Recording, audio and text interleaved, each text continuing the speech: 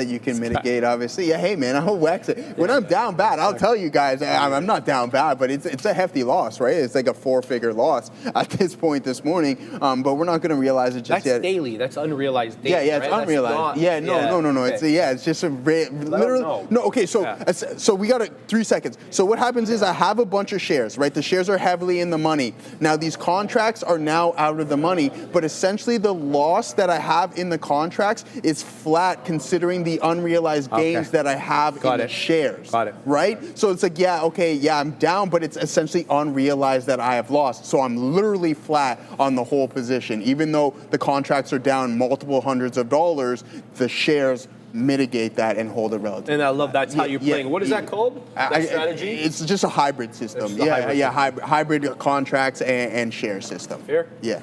All right, guys, it is 2 o'clock. If you weren't with us this morning, Neil has a day off, so Obi in first place. Obi and Sean that way. We'll see you guys tomorrow. Take care. Yo, welcome back, everyone. Yo, what's going on, Obi? Your mic is live or what? My mic is live. We're doing this live. How was your midday? It was good. It was all right. I took a little bit of a break. Had some lunch. Actually, did a little bit of gaming because I was like, you did some gaming. I'm not gonna lie. I was a little. I wouldn't say tilted, but feeling a little off for missing a bit of Apple. And I did a little bit of review, and I was like, all right, I'm gonna take a bit of a break to take my mind off things. So I played Age of Empires for about 45 minutes. Okay. Is that did you find like that's productive just to get thinking about other things? Yeah, I mean, I was looking at charts. I was talking with the boys at the same time about like morning opportunities. So it was like we were playing the game, but like the conversation was very like, I guess almost trade related. Right. It was good. Yeah, I find a good vibe. It was chill. But the reason I asked that is because that's part of the reason why I like to go to the gym or whatever. Like today it was pouring rain, so it just stopped raining like 30 minutes ago, and I still went for like just a quick little walk, get away from the desk, and and think about other things, right? I mean, I think that's important to do. And even if, I put on another trade here with Apple when I sat back down, which is a good trade here. But, at the end of the day, I think you got to keep your mind sort of fresh and ready to go. And I do think that taking breaks in the middle of the day, definitely something. 2 thumbs up for our side of it. And just like these guys will now go. They'll be done for the day, but they'll be here early, take a little bit of a break, get ready to go for the show. So welcome back, everybody. Weather's much better out there. We got all-time highs in NVIDIA while you were gaming. I saw that. No, I saw the push. Like I left before that. See, I got short on NVIDIA. I was just making up the top. I got short on NVIDIA. I put in a stop, and I was like, all right, I'm going to come back to this. But it didn't work, so I was like, all right, I'm just going to get up and leave. So right after this is when I kind of got up and left. That was around almost 12:20, 12:30ish. So nothing too crazy. NVIDIA, absolutely crazy. So. Yeah, I can't even remember what that call was actually. Something about investing in OpenAI or something. Yeah, I mean, just absolute rip city right there. New all-time highs by a couple pennies there on NVIDIA. It's past all-time high. I had written down here, or not I did, eSignal had 184.48. Today we went 184.56. And I was telling you guys just before we went off air, we got hit right away in the morning, and I said that we had gotten hit on some NVIDIA longs, and then that happened. So a little lucky, obviously, there today. But I think that luck favors not the bold, but just I'm buying great companies on what I perceive to be some kind of dips. I'm not sure how far NVIDIA dips, but there it is, a nice little trade there for NVIDIA. And then we also got reloaded with our Apple trade right there as it fell back into the 200-period moving average. So bang that up there to the upside today for a $6 winner off the node, and then got it again right there again for another $1. So we've made $7, $8, $9 or so on this so far there. And we do have some nice pullbacks, that were happening early in the quantum space, including QBTS, Rigetti. They're all the same today, where we wrote down on our note to try to find a base early, but unfortunately, it just happened way too early. It was almost right away at 940, and then there's the bump higher, and we just kept on going from those points. So, yeah, what's been a great day for opportunity there. I heard Joe talking all about crypto and things like that, so there's more to come as we look at iBit and Ethereum and those kind of plays. So, yeah, he was talking about that APLD. Like, we were going through some of the names, and we all had different kind of picks for, like, what the best trade of the day was. Some people were like Tesla. Tesla was absolutely amazing. Apple was absolutely amazing. I saw Joe talking about APLD. That was absolutely crazy as well. And then even in small caps, better, BETR. Oh, wow. Did you see that What is that? Like, I saw a couple of traders on the Twitterverse just slammed. Wait a minute, where did it the open? backside of that move. Oh, the back. Okay, good. Oh, the backside was so good. Look at that. Yeah. Because remember getting in on the break of trend in the 90s and the high 80s, and then it just never looks back. So I can't actually imagine, because the thing is I wonder what that spread looked like. Oh yeah, I think that we talked about fortune right? favors the bold a little bit. And I think if you see that kind of a trade, the upside there, as long as you have your stop, the upside in a name like Better, and this was an Eric Jackson name here, again, the same guy that pumped up. I heard about that. I was like, we were on the air when we were talking about this. Yeah. No, I heard about that. It was him later on this stock later today. I was like, oh, it's that guy again. Yeah. I'm like, if we see that thing, if we see that kind of setup happen over and over again, like you're just waiting for the sellers to step right in, because exactly. But he gets long and then tweets about it, and it just runs up. So. Oh yeah, I had that. You must have been in his zone there.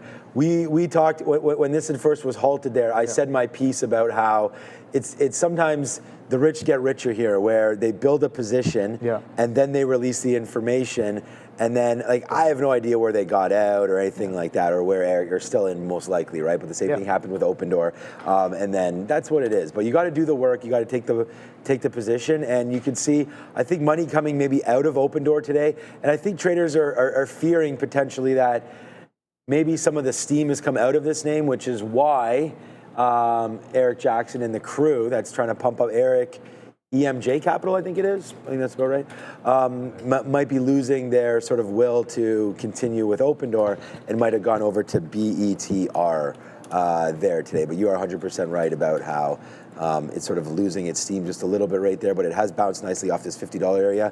Look at the spread, $1.08 right now. Join Adara and I tonight for the recap show.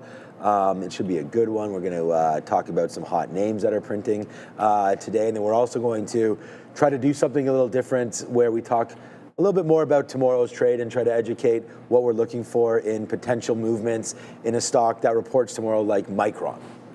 So Micron reports tomorrow, the first of the Q4. So they're going to drop Q4 tomorrow, and that'll give us a good idea of potentially what to look forward to with NVIDIA, with AMD, and if the supply is still there. Because I know they're DRAM, and it's going to be RAM and memory with Micron, right? But if my memory serves me correct, if they continue to push forward higher expectations, then that means that they have a good feeling too that CapEx will continue to go.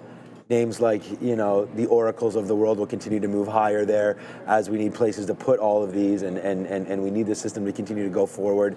And then again, we get the OpenAI news with NVIDIA today. And just to see if this house of cards continues to stack higher, or if we're slowly going to start to remove some pieces of said castle until eventually it comes tumbling down. So I think we'll wait to see. I'm looking for that, man. Like, look at the run up into earnings. Like, this is so aggressive. Like, since September, we broke out of that base, bit of a sideways chop, prior earnings high as well, 136s. So yeah, we extended pretty aggressively since September on Micron. But yeah, I like the way it's leading up into earnings, and it could.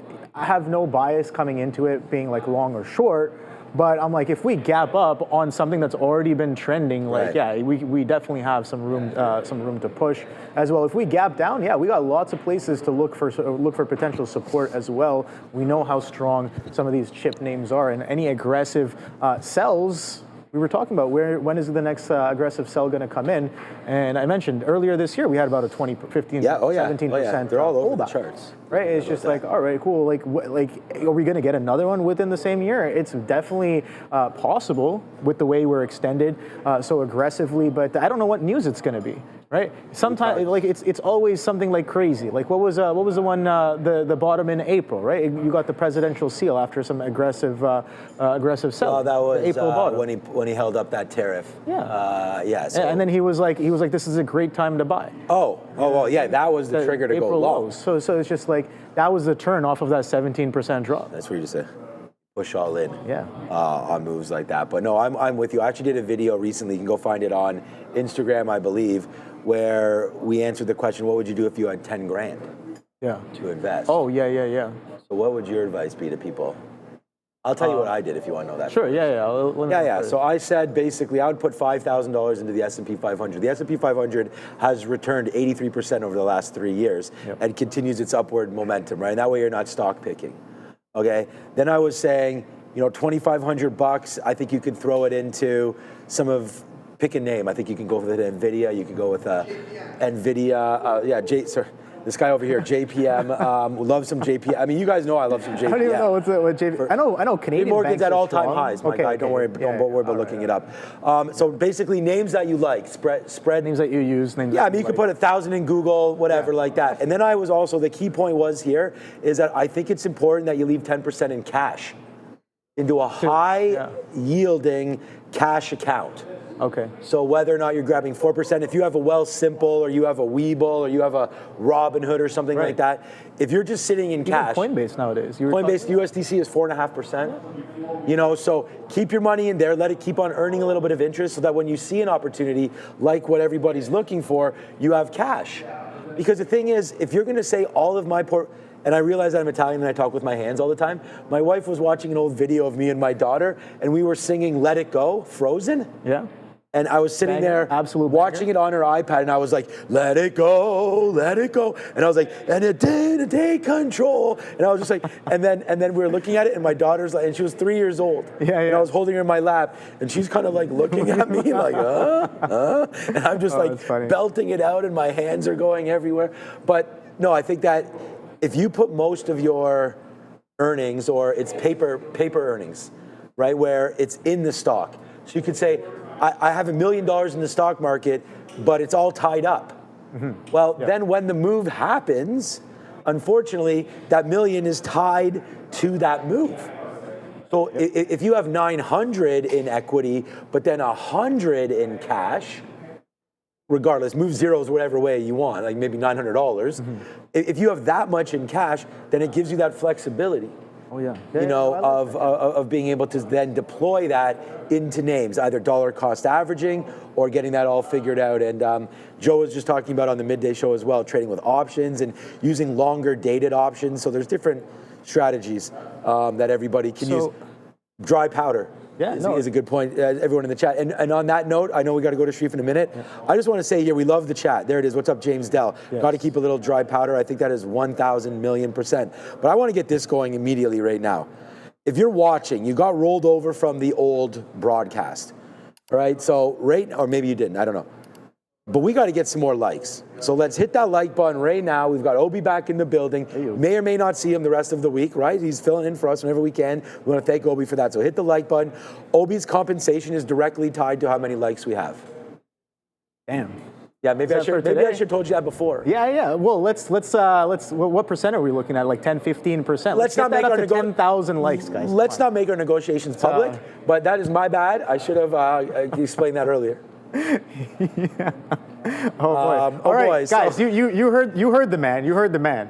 So we got about 300. So the momentum's really coming in. I would go along the like button as well. Getting here? What is going on? $1 per like? Oh boy! Oh boy! I should renegotiate. I think I need to be renegotiating that, because if it's $1 per like, these guys are going to run this to a couple $1,000s. That would be at least how much your worth is per day. In my opinion, a couple more Apple trades. In my opinion. Yeah. Let's see what their opinion is. Let's see. Well, it's already 400. Yeah, there you go. This is starting to get exciting right now. What have I done? I apologize to... how many people are watching right now? There's about 4,000? 4,600, right? Decent payday. So 4,600 of you watching. And about 400 likes. That's about 10%, guys. Come on. This could be a good payday over here. Let's move over. All right, let's go back over to Sharif, and we'll get this all figured out. So let's hit the run. Yeah, there it is. So yeah, people are following orders now, so that is good. Thank you for doing that. They like us. All right, let's go over to Sharif and figure out what the rundown is all about this fine afternoon.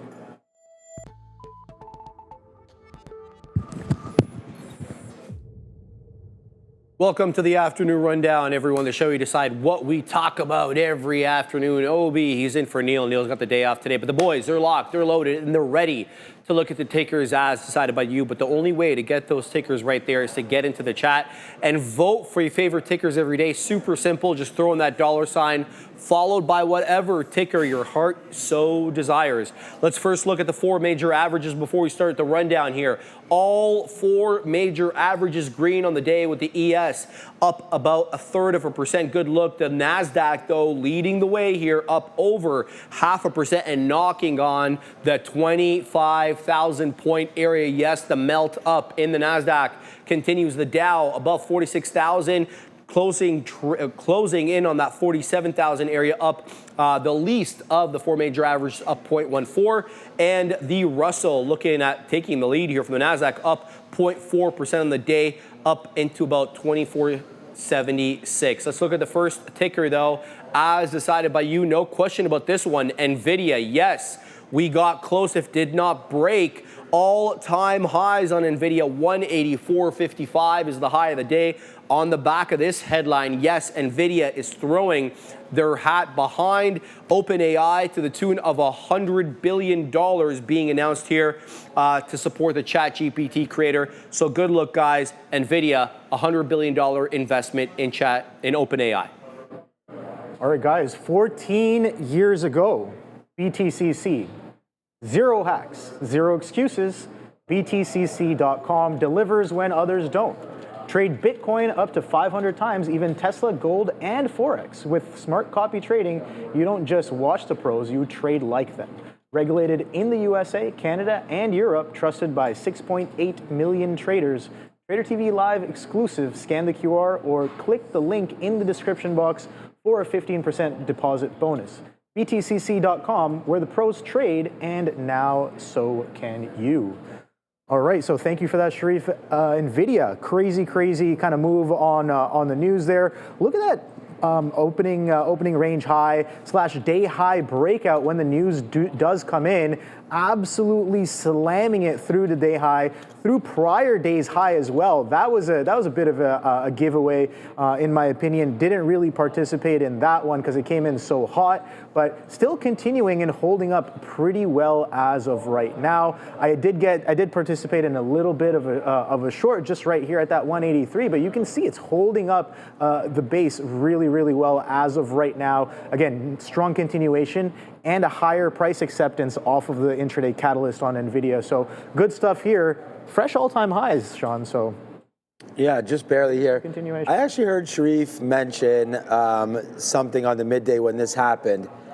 And I kind of think like this is NVIDIA to invest up to $100 billion in OpenAI for 10 gigawatts of AI data centers powered by millions of NVIDIA GPUs for OpenAI's next generation AI infrastructure, right?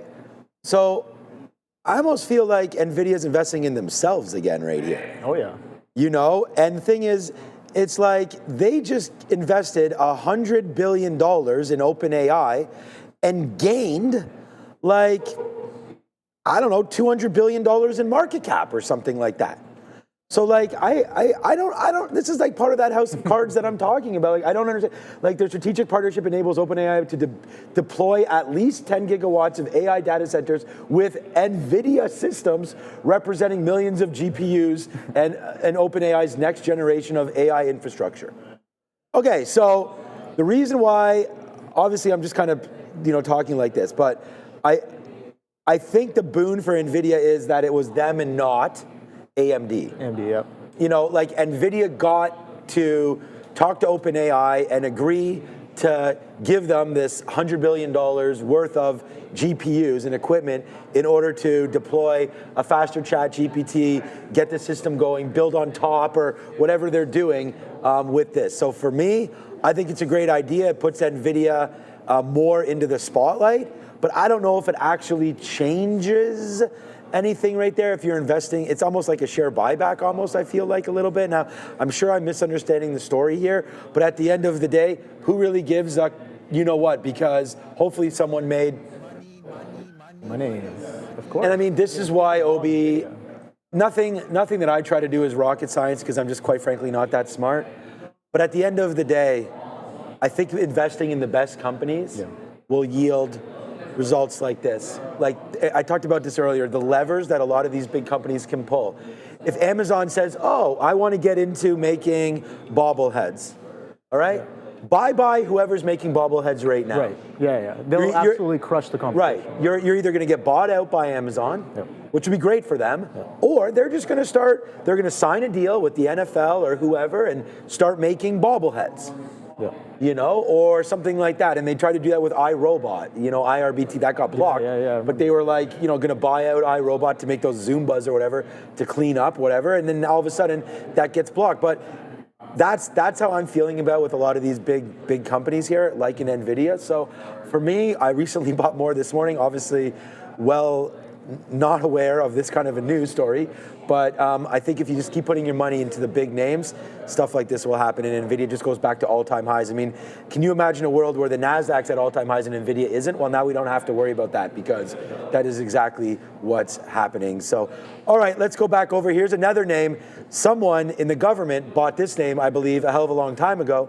Well, let's go find out what the story today is. One of the best traders in the world. In the world, yeah. I think so. Like earnings wise, like percentage gained wise. Yeah. So let's go find out what's up with Tempest. It was up nicely, Sean. I mean, it started out the morning, the pre-market, it got that aggressive move up after, you know, the closing print on Friday at 88.23, popped up all the way, guys, to 97.79, but as quickly as it made its way up there, as quickly as it dropped, and now we're down 4.4% on the day. But here was a headline. It received FDA clearance for the XR RNA-based diagnostic device. So here's the deal. The company stated the XR IVD will be offered as a life science tool to support drug development programs. It's supposed to help with different types of malignant neoplasms. That's all you, Ob. Explain it to everybody. Thank you, Sharif. Go ahead, Obi. Yeah, no. I mean, I know exactly what it means, but. Yeah, well, you know, this price action looks a little malignant right now because it kind of ate up all of the bid from the morning session. So that was pretty interesting. I did have this one on watch in the pre-market, but kind of looked away from it after this this action up into 97s here. But oh boy, what a beautiful kind of reversion to VWAP and a breakdown later on in the day, pretty much giving it all back coming into that reference price. That is the current day low. That reference price, let's get specific, is 87.01. Current day low is sitting at 86.95. So it did take it out by about 5 to 6 pennies there on the day low that's been printed. But yeah, Tempest AI, maybe a little bit of profit taking, but this thing has been absolutely crazy to the upside, higher highs and higher lows for the majority of the year here. And yeah, no, I think I was going to say. She's a very solid investor of our time, you know, rivals some of the best traders of all time as well. So interesting stuff there. I mean, we could always talk about it like tongue in cheek, but I mean, the results are there. I mean, it's like, it is what it is. There are also Nancy Pelosi ETFs that people can trade with. There's that S-Jim, the short Jim Cramer ETF. Yeah, wasn't that one a great swing short as well? Nancy like Pelosi S-Jim itself? Because they got delisted. It did? It doesn't exist anymore, yeah. What happened to that one? That's what I'm saying. It was a beautiful swing short. Because nobody was interested in the product. It never did enough volume. Yeah, I know, but did it? But I just wonder, what was the result of the? I don't know, because it didn't go down to zero. They just got. I got to look back on it, but I remember there being a nice, distinct fade on it. So. All right. Yeah, I was going to say, I mean, it's a nice little downside play for Tempest, but I mean, it hasn't done much. I still, again, like the space. I like everything AI related right now. I mean, the quantum names started ripping back up to the upside today as well. But yeah, that little wick top there, 98, that's obviously nothing that... to have been short there in the pre-market is something else. So it is a $10 move straight to the downside. I really feel like, and let's just talk about the trade really quickly, and then we can move on to Tesla, because that had a very similar move once the market opened. But there it is at 927. And we talk about, if you're looking to make a trade tomorrow, like something that might be more evergreen rather than just talking about a simple trade. And that is that there's VWAP right there. So when this comes back in and retests VWAP at 94.70, there was really no test of it. It just went right through it. And I always feel like when the market just comes down that hard against VWAP, then you want to break it and then start using that as your top again. And you could have shorted it basically at 10 o'clock again there at $94 against that VWAP. So I just want to say, like, when and I learned it from Brian Shannon from Alpha Trends, like when there's a gap, play it to VWAP. But on this name, like there's the gap basically higher. I mean, it wasn't a gap, it was pretty smooth, but then it comes back in and then it just runs right through. So if you tried to go long there, I can't blame you, but then get out and then look for the reload short because we're underneath it. So that's the play there for Tempest. And then, you know, holding something the whole day is the tricky part about it. And I don't know how you do that, but you're still well under VWAP and still going lower here for Tempest. So I think that's the trade that we can all learn for tomorrow. And plays where we gap higher, and you can look at that on better. Maybe we can look at that as well. Yeah. How did that play with VWAP? But let's go back over the desk with Sharif. All right, guys, Tesla getting the nod today from Piper Sandler. Nice price target upgrade, maintaining that overweight rating, but boosting the price target substantially from 400 to 500. Tesla has been in breakout mode lately, with Piper liking Elon buying about $1 billion back worth of his stock, saying it shows confidence in the name. So Tesla, guys, up 1 2/3 on the day. All right. Yeah, so I was just going to say, like, for Tesla, okay. Yeah, I gave it all back. Yeah. Damn, Shorty, why did I miss that? That's, maybe I wasn't here. Like, that's a great spot.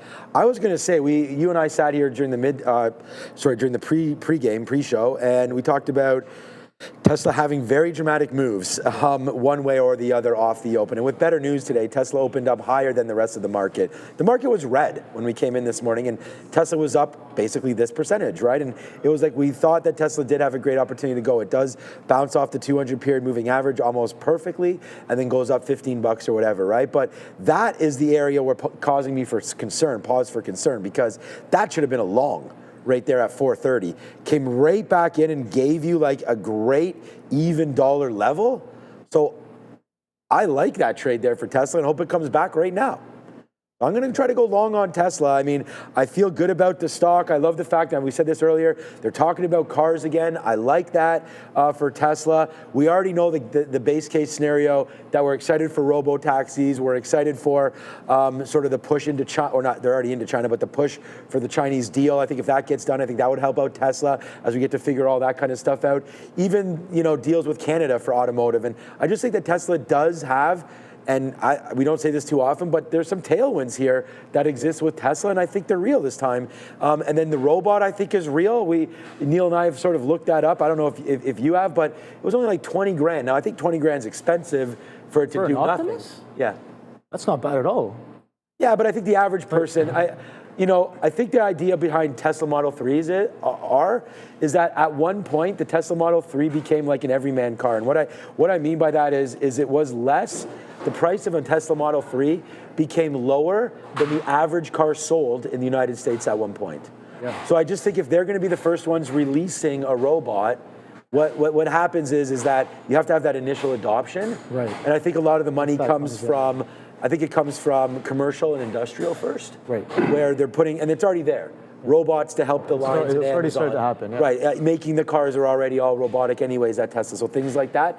And then if you can get into the households, that's where the margins start to increase like crazy. Yeah. So I think that with robotaxi, full self-drive, and the fact, and just all the automation that they have, and the robots, I think Tesla has a bunch of now potential tailwinds that can help push them back into that 480 and all-time high levels. So I like Tesla here, and I think it's time to get a little more positive on the name. So I'm going to try to go long on Tesla, and it's been a great breakout, and I think that you're going to get some support regardless at 400, and then we go higher from there. You're halfway now between 400 and the all-time highs. So let's see what happens first. No, I really like the name, and this is one we've been talking about for a while here. And yeah, beautiful move on the day today. And guess what? An even better reversion. I was looking for a similar kind of reversion here on an Apple, but didn't really come in this aggressively. It pretty much gave back everything down into that 230,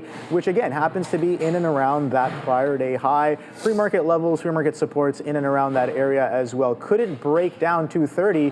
Look at that nice little lick grab, only going down to 429.89. So yeah, nice little push there. But yeah, beautiful opportunity in the morning, getting long through prior highs right here at that. I think it was 40. If I'm not mistaken, it was 34 or 44. Let me check real quick right here. So that was just a technical breakout. Yeah, right here. So that 33.50-ish level here on Tesla. You can see that came in pretty nicely right off of the open pre-market highs as well, taking everything out for almost a 10-15 point run off of the lows there. So gave it all back, but I think opportunities both ways, Sean. Let me ask you, do you think the market is ready? Like, do you think they can sell to the public those robots without like mass adoption early? Like if all of a sudden they were to release this robot for 20 grand, yeah, do you think they sell out immediately?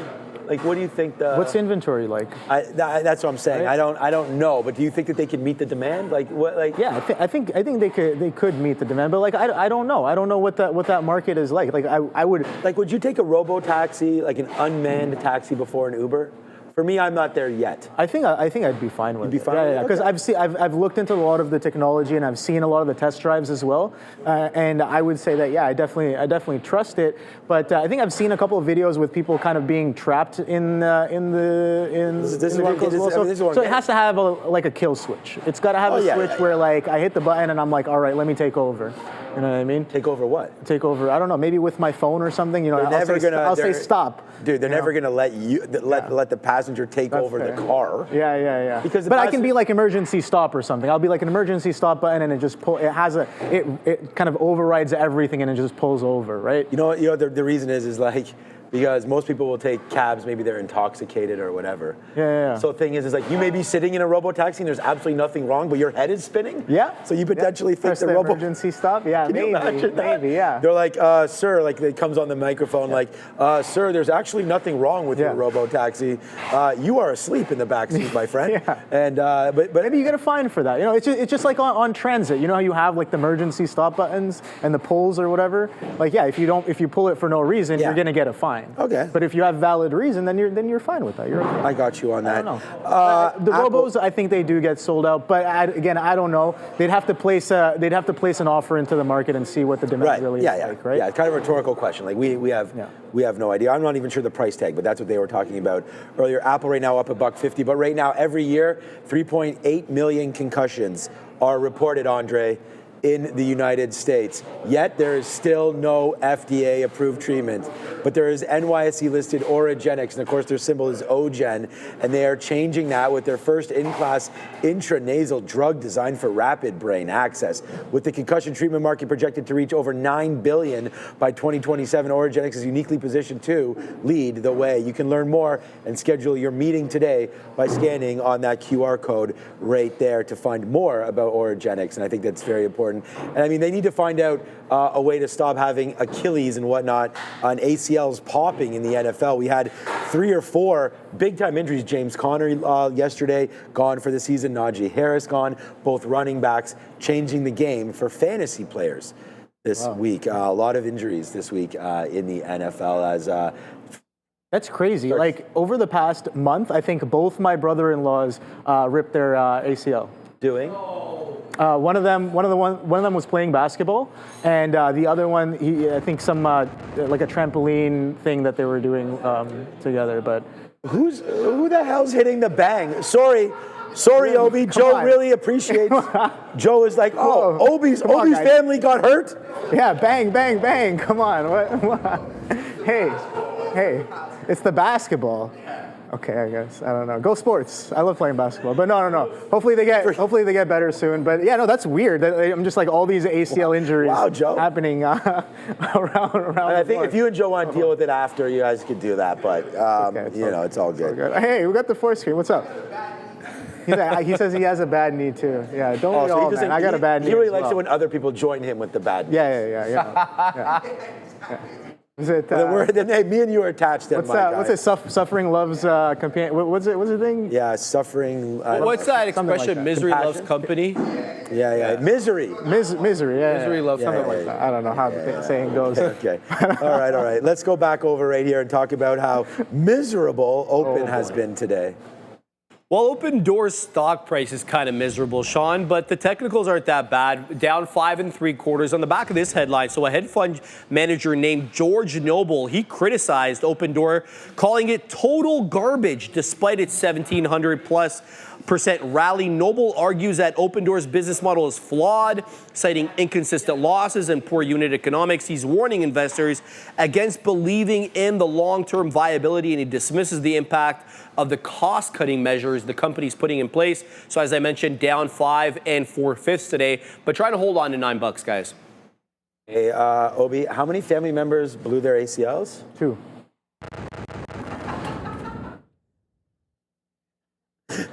Oh man, when it's your show, it's nice just knowing amazing.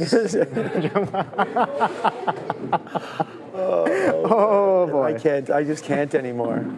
I can't. Okay, so. It's just too funny. Hopefully you guys are having a blast. Hit that. Come on, hit that. This is why. I'm having too much fun. We can't be here for our pretty faces, you know. We got to provide some entertainment to the people. Yeah. And I think we're doing it. So thank you. Provide everybody. a little bit more than that. We provide the liquidity. Who's watching us right now? Yeah. So Open Door, total garbage. I mean, when you get into things like that, I mean, I don't really like to hear the extension of like that just almost seems personal, right? When you're hearing things. So I don't know enough about the Open Door model to say that it's not going to work. But we all knew that it was not like, I don't know, Neil was sitting here talking about, if they cut the rates 50 basis points, he was just punching long on Open Door. I don't, to me, I never thought about that. I mean, the IWM makes a lot of sense, but I don't think that mortgage rates are really too much affected right here for Open Door's business model at the end of the day here. But if they're more, we don't have Open Door here in Canada, but if they're more automated, I think that's good. I mean, I want to get rid of the middleman a lot of the time, and I don't know exactly what Open Door's business model is, but I do know that the volume is dying down here on the intraday. It is starting to fade out a little bit. It does look very, very top heavy, obviously, as we talk about 10 and 11s, and now looks to be 3 straight down days here, and I think we'll probably stay red today, but that could change. So I don't know, man, barring, and we were joking about this last week, Adara put out a whole thing on Trader TV research about following the sort of the paper trail here. And it's been 55 cents, back in July, up to $11. And I do feel as well that, the momentum looks to be dying off of this name and potentially moving to other ones, which we'll talk about in a couple seconds. But I would say stay long if you believe in it. And I mean, you're out, it could be somewhere around here, this sort of gap filling in around $7. So for me, I'd be happy. I wouldn't be happy holding this, but I'd be happy buying somewhere around 7 to see if Open Door can get going there. So that would be something that I would look at. All right, Patrick. Patrick. I mean, Thank you. You were super chatting last week. And here it is again. I want to say thank you so much. I didn't even read the note yet. I hope it's okay. Okay. Thanks. Oops. For some reason, I can't really click on these things too hot. There it is. I just keep it like that, then I'll be able to see it. Thanks for another insane day. Apple, Tesla, SOFI, Mara. Interesting. Wait. $16,000. Hey-oh. Patrick, I have a kid that's in hockey. I have a kid, that's... if you want to adopt anybody, or there's a little bit of opportunity there. Yeah. She's 11. She likes Sephora, Labubu's, Nice. Uggs. Patrick, man, congratulations, man. I mean, that was huge. I mean, that Apple trade off the open, Obi and I both ran that thing, and I mean, I really hope that you took some of our confidence and some of what we talked about into those plays. But we say this all the time, man, and it's all about just honestly having the confidence to hit the button yourself and putting out the amount of shares. And you and I have the ability to put in a whole bunch or a whole little or whatever. But, every trader out there, man, you guys, girls, guys, theys, everybody, doing the absolute best for yourself and your family. So, Patrick, I'm so happy that you're on this kind of a run. The only thing I have to say to traders that are on this kind of a run is if 16,000 or because everybody has different numbers, that what they're looking to do. And that's why sometimes I feel like daily goal met, right? It's like certain traders can't have the same goals because they're either not trading the same share size or they're not looking for the same thing or whatever. But make sure that you don't then just turn around and risk all of that on the next idea. Make sure that the ideas line up. You know, you got to remember how you got there. Right, and it's just it's a little bit about being humble, because when you're making that kind of money, sometimes you have to realize that that can like disappear. And sometimes we get a little overconfident, and we start to ramp up our share sizes and whatnot. And then the next thing we know, like that 16 grand dwindles down to like 10 grand. And then, you know, and then it's like 5 grand. And then you start to feel like, what have I done with that 11 grand? So what you're telling me is that if I'm on a heater, I'm not parlaying? No, I think that's a good one. And I'm glad that you're talking sports. So. Oh boy! But at the end of the day, I think that is correct. I want people to stay hot and play the hot hand. Yeah. So if you think you're reading the board right and you want to go again, fine. But I'm just saying, sometimes it is worth putting 25% away. Like, deal 100%. With it, and then at the end of the month, look at that kitty. Like, if you take 25% of all your profits and put it away into that high interest account or whatever, just put it there and don't trade it. You know, trade with firm's capital or the profit that you've made. Right. I think that's great, and I want to thank Patrick for that, and I hope you're heeding some of that advice or not. But at the end of the day, some great trading over there. You want to talk about anything with OpenDoor quickly? Great advice there, Sean. I think just got to remember how you got there and what's giving you that profitability, and doing more of that. Right? And OpenDoor, I don't know what their business model here is either, Sean, but I think it's something along the lines of a stair-step squeeze. Because that's basically what's been happening on this name. It eventually kind of started off as a little bit of a meme move, and then maybe even gathering a little bit of a storyline and a sentiment along the way as well. But stair-step squeeze is definitely the name of this game here, for me at least, as it just holds structure higher and higher. Do we create bases? Do we have price acceptance higher? That's the question I'm asking. A little bit of turbulence here at that $10 level, but we're holding base at 850s pretty well. And again, stepping up on structure. So unless and until we see one of these prior resistances turn support, turn back into resistance, I'm going to stay a little bit patient on this one and say this can go one way or the other. I do like a bit of a double top on underneath this 11 mark, but I'm open to any sort of price action on this one. Like that one, Ob. Nice way to finish it off. All right, Webull having a fantastic day today. Fantastic couple of days, guys. Up almost 7% to 14.25. No headline. There was no headline on Friday either, except this unusual options activity headline. So apparently there's a bullish option flow detected in Webull with about 75,500 calls trading with 3 times the expected and implied volatility increasing almost 6 points now up to 98.5. It's the September 26th weekly $15 calls and the $14 calls that are most active, guys, with total volume on those strikes near 22,300 contracts. So unusual options activity for Webull. Nice. Are we bullish? We might be bullish. I don't know. Did another uncle blow an ACL or something? I have no idea. Okay, well we're done with that. We don't want to overplay that one. Oh boy. Yeah, anything on the chart there? Because I mean, I didn't have eyes on this one, but I guess if you had an early look there, it was doing relative volume in the pre-market. It was doing relative volume coming into the close on Friday as well. Bit of a flat top push that gets taken out with aggressive volume and action off of the open. So yeah, great long. Wasn't really looking here, but it seems like, Sean, there was a lot of great longs, like opening drive runs off of the open that just were amazing trades, were solid trades. They never looked back.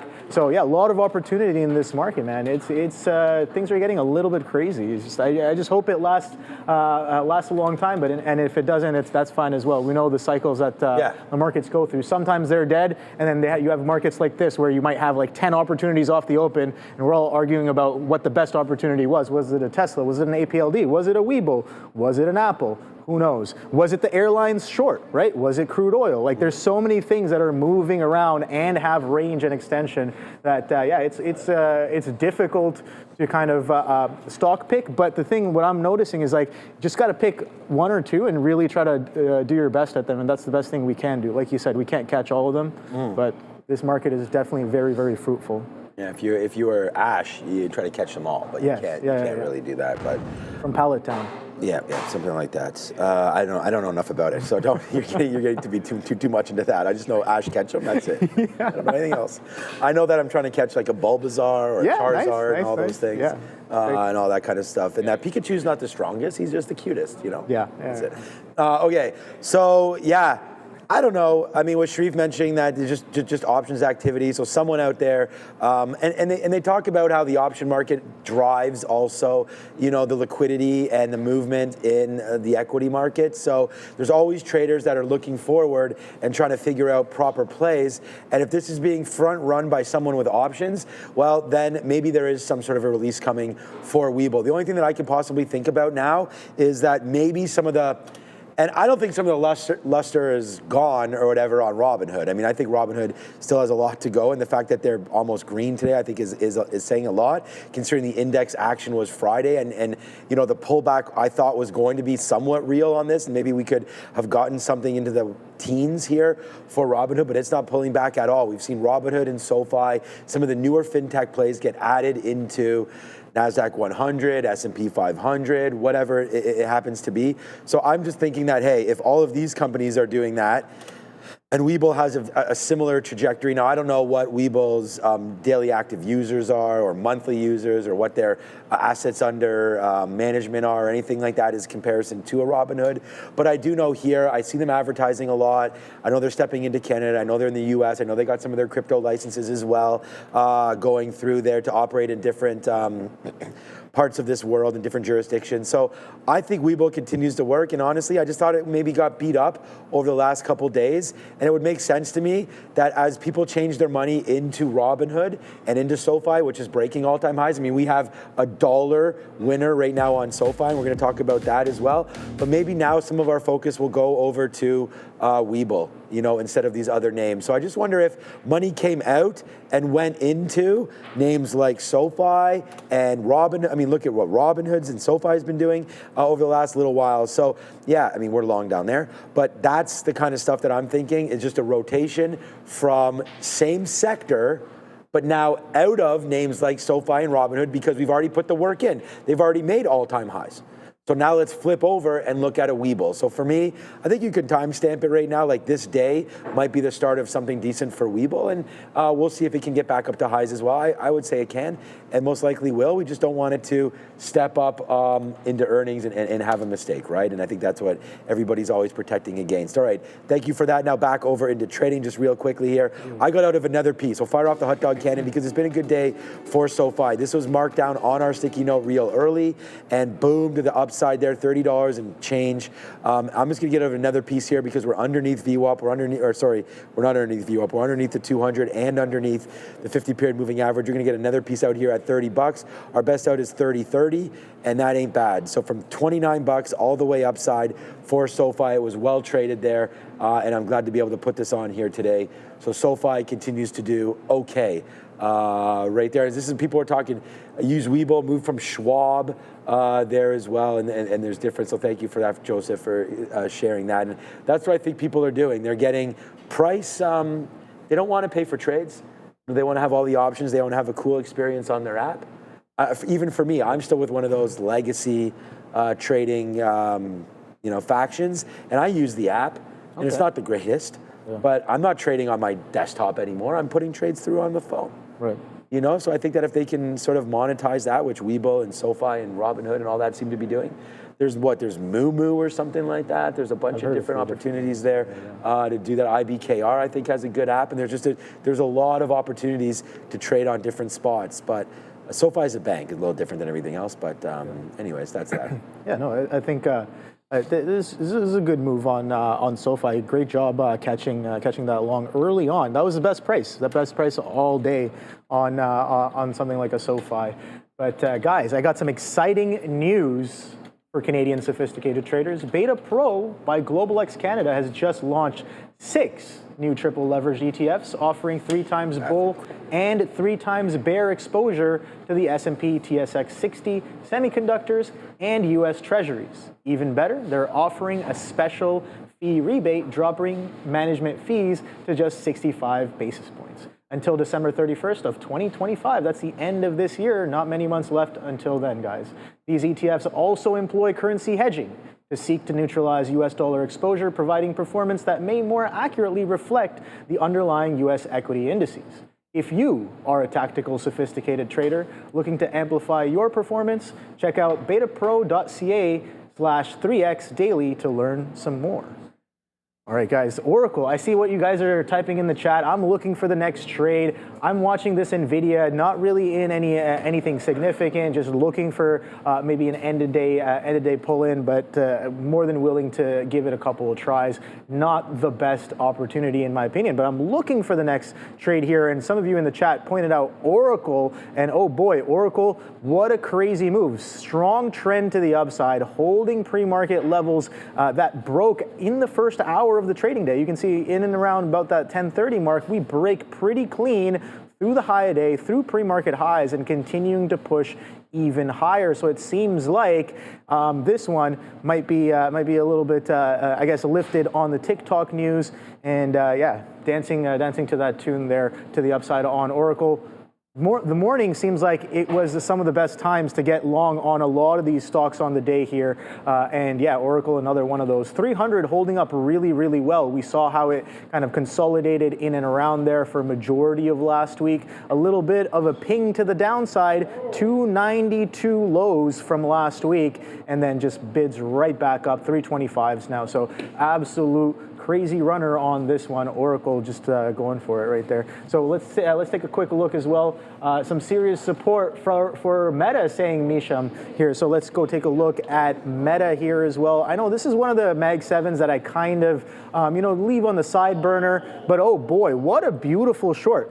Prior day, supply coming in at I guess you want to call it 780, 790, 775s. Guess what? Same kind of area today. You can't even get through the opening price of prior day, and sellers step it right back into the consolidation lows of yesterday on Meta platforms. I did look at this fade on Friday, but kind of missed it here today. It seems like sellers still on board on Meta in and around some of these prices as of right now. Let's see what else. Chill Vibes saying, can you check GLD? Oh boy, we know that this one's been running to the upside. Gold's all-time highs, guys. So let's take a quick look at GLD and see how that one's holding up here. Go straight to the weekly.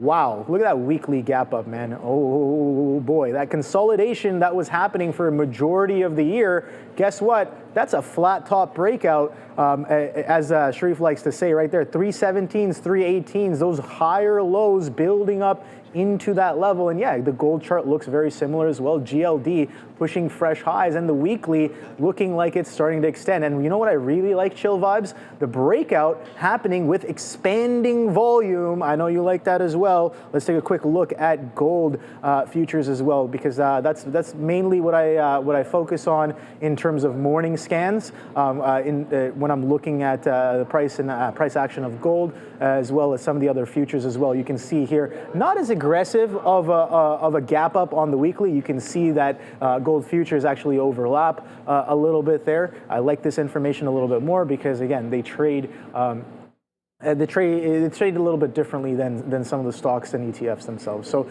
I like to use this as more of a specific indicator. But you can see the same kind of action here. A little bit of a it's not as flat, but a bit of a flag happening with higher lows that finally breaks out. No volume here, but you can probably check that out on some of those ETFs as well. So yeah, GLD, absolute banger on not even the day, on the monthly, I would say. Look at that consolidation and continuation. So leg consolidation. Oh boy, do we see a measured move on gold? I have no idea, but we are mid breakout here.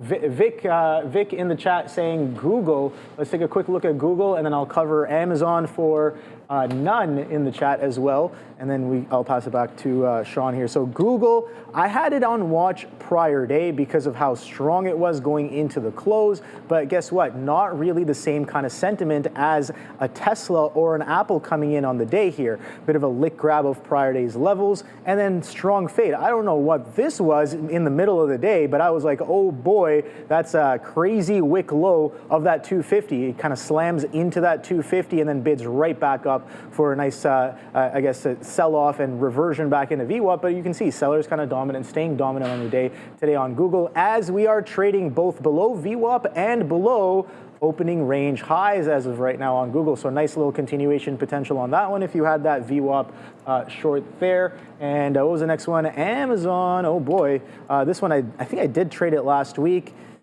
Yeah, this one, nice continuation there. So we saw some aggressive selling coming into the close on a rebalancing day. So it was on my watch coming into today, being like, do we see a little bit of more of the same kind of action? And guess what? Off the open, straight slam, bit of a reversion. Not really that clean, but the retest is what I'm looking for. That 230, that wick from Friday's low, in and around that area, that support turning into a bit of a resistance on Amazon for another leg lower. But guess what? Still within range, still doing pretty well on the higher time frame. That's just the intraday. But when you look at a weekly or a monthly, Amazon is doing pretty well here. So you can see almost back at those all-time highs. Let's just go straight up to a monthly here as we're looking at higher time frame stuff.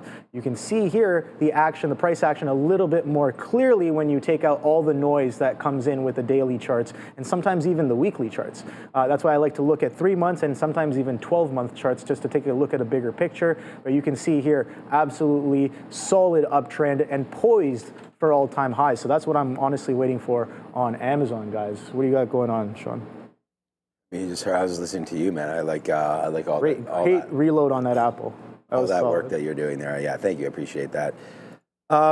Yeah, so we reloaded. I just want to talk about Apple because, and just since you've been talking there, we were getting out of a little bit more there. It's up 4% today. I mean, that's a big move for Apple, right? I mean, you don't get those kind of moves out of the blue, and we kind of got that today. I mean, all we really heard about was, you know, how popular these iPhone exactly is, and we had that huge break. This is going to be obviously the P&L trade of the day for me. We took it immediately right away. We put on the amount of shares that we were very comfortable with, and there it goes, right? Never really went against us. And then for the very first time, it comes in and pulls into the 200 period moving average. And when that happened there, I missed it there, and then we grabbed it, you know, right when it came in. And I actually did have some orders a little lower to see if we could support it. I was going to try to maybe even buy this against VWAP, but we didn't have to. So then it just started going, and we just started to top out a little bit here. I don't always wait for the very highs of the day. I mean, some greed does get the best of you.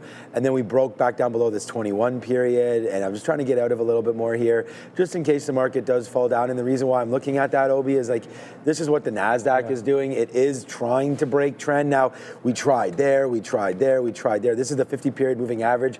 I often get people tweeting at me or messaging me on Instagram saying, what are these lines? But this is a 50 period moving average, just SMA, simple moving average.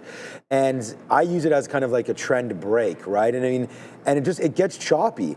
But if you're trying to hold something going higher, this is like sort of the area where you say, okay, if you're long on a break, like maybe you're long here, looking to get out, whatever the case may be, this is almost where your out is. You know, you don't have to get out of it all, but that's where you want to start to look. So for me, if the futures, again, are starting to have a little bit of an issue, now we had it there, and we kept on going higher. So for me, for Apple, just looking at what we're seeing right now on that stock, it's something very similar where, you know, for the first time, sure, we broke it there, but I was already getting out there of half, so now we're trying to get out of more. And we did hold 254, fine. But it's made that move higher. Now we've broken below and we're retesting that 50. So if we break below there, it'd be silly not to get something out. So, you know, on this thing, we only have about 20% left of this Apple trade, but we're starting to get out some more as it comes back in. So the reason why we talk like this is not a new position. This is to help all of you that are potentially in positions yourself.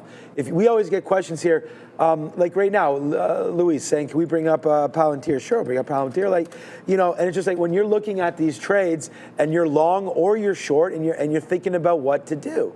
You know, I mean, that was a great dip buy opportunity, and some of you might have had that. So for me, if you're still long on Palantir right here, everything's turning up. Don't stop. Don't get out of everything right now. You are bouncing off the 200 period moving average, and you guys know how many times I get stock out. This is a spot to get some out. Like if you went long down here, pay yourself. Pay the man his monies, as Neil likes to say. And I would say pay yourself, man. Like you took a risk. You bought off that bottom right here at 178.50. You're back to the 200 period. That's why these lines are here. Use them. You know, take out $1. Take something out. it might not be the number that you're looking for, but if you do get the number you're looking for, then you're gonna have to break through all this and get back to the highs. If you're looking for highs of the day, I think it could be there for Palantir, but how to hold it? Maybe watch this 50-period moving average right here. I'm trying to zoom in here so I can show you guys. Watch this just continue to climb higher with the stock, right? This is a 1-minute chart. Or if 1-minute chart is like, Sean's like a maniac for trading off a 1-minute chart. I can't tell how many times I've heard that. Even the 50-period, there's the 50-period moving average on a 5-minute chart. You're now breaking back above it. This could be your stop then. A pullback below that. Confirmation, maybe closing below the last prior bar low of a 5-minute chart. That could be an out. I've heard Obi talk about prior bar highs and lows, and I think that's an area right there. So no matter what you're looking at, for me, for Palantir right now is a long, and we have some decent stop areas for all of that. Last week, though, I got some out right here live on the show, 180 or 180. I think it was 180.75 or whatever it was. We did it. I think that, don't want to get too greedy. Do I think 190 is coming? Sure. But on the way back up, take some profit out, buy yourself a sweater, whatever, and do the best, right? So I think that's something to look for. So that's a name there, Palantir. All right, so Intel. Part of it is, I'm going to show you the numbers here in a minute, the numbers that were made on Friday here at Real Trading. But if you just go over here, like this is a fun thing there. Thanks to Fabian for this. Yours looks great, but there it is right there. Yeah, these are the notes that we had. Apple long, possibly a 250. Possibly a 250 break long. We had that. There's your 29.75 short on Intel.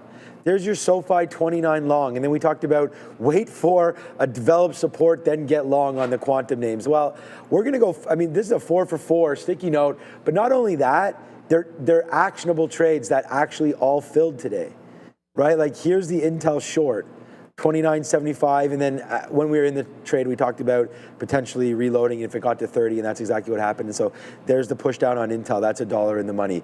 There's our SOFI long, right? So that worked out, and then the Apple trade you've already talked about. So I just think that no matter what your note looks like, follow the rules, and then look back and judge, how did it play out, and how can I get this going just a little bit better? Rigetti and some of those quantum names, we don't even have fills on those today unless you do. I don't. No. But, again, there's the move down. They were running like crazy. The whole sector is running. Yeah. Well, but today, though, these are down 4 or 5% to start with, And so to your point, Obi, it's like if the sector's hot, then we know. This is why I said look for a bottom, buy the dip in the sector that's hot fire. And that got me into NVIDIA longer today in the long-term account. I like the space. We have Micron coming tomorrow reporting Q4 earnings.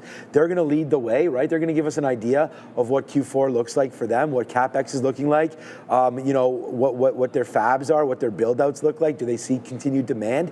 And if they do, then I think NVIDIA goes higher, and if they don't, NVIDIA goes lower. So you're playing the game here, and you just got to make sure you do your homework, and I think that everything will eventually work out. So that's kind of my thought there, and how I look at stocks. Play the right sectors and look for the right names.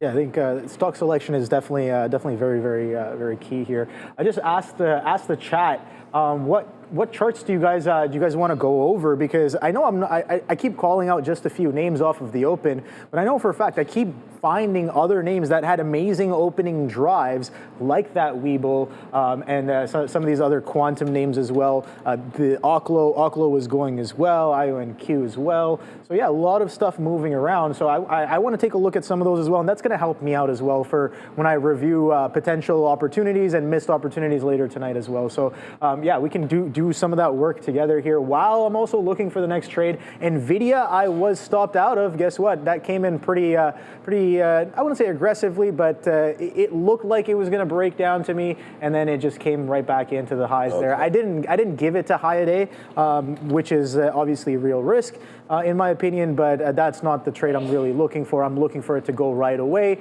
without catching any sort of a bid here, as it was kind of building structure lower and lower. So I just gave the out above that prior high. I think just above the quarters there, and yeah, it's coming back into the upside here, and the market relentless bid to the upside here as well. We talked about that 25,000 potentially coming in here on the Nasdaq in the morning session, and that's coming in pretty nicely and holding an all-day bid, holding an all-day trend.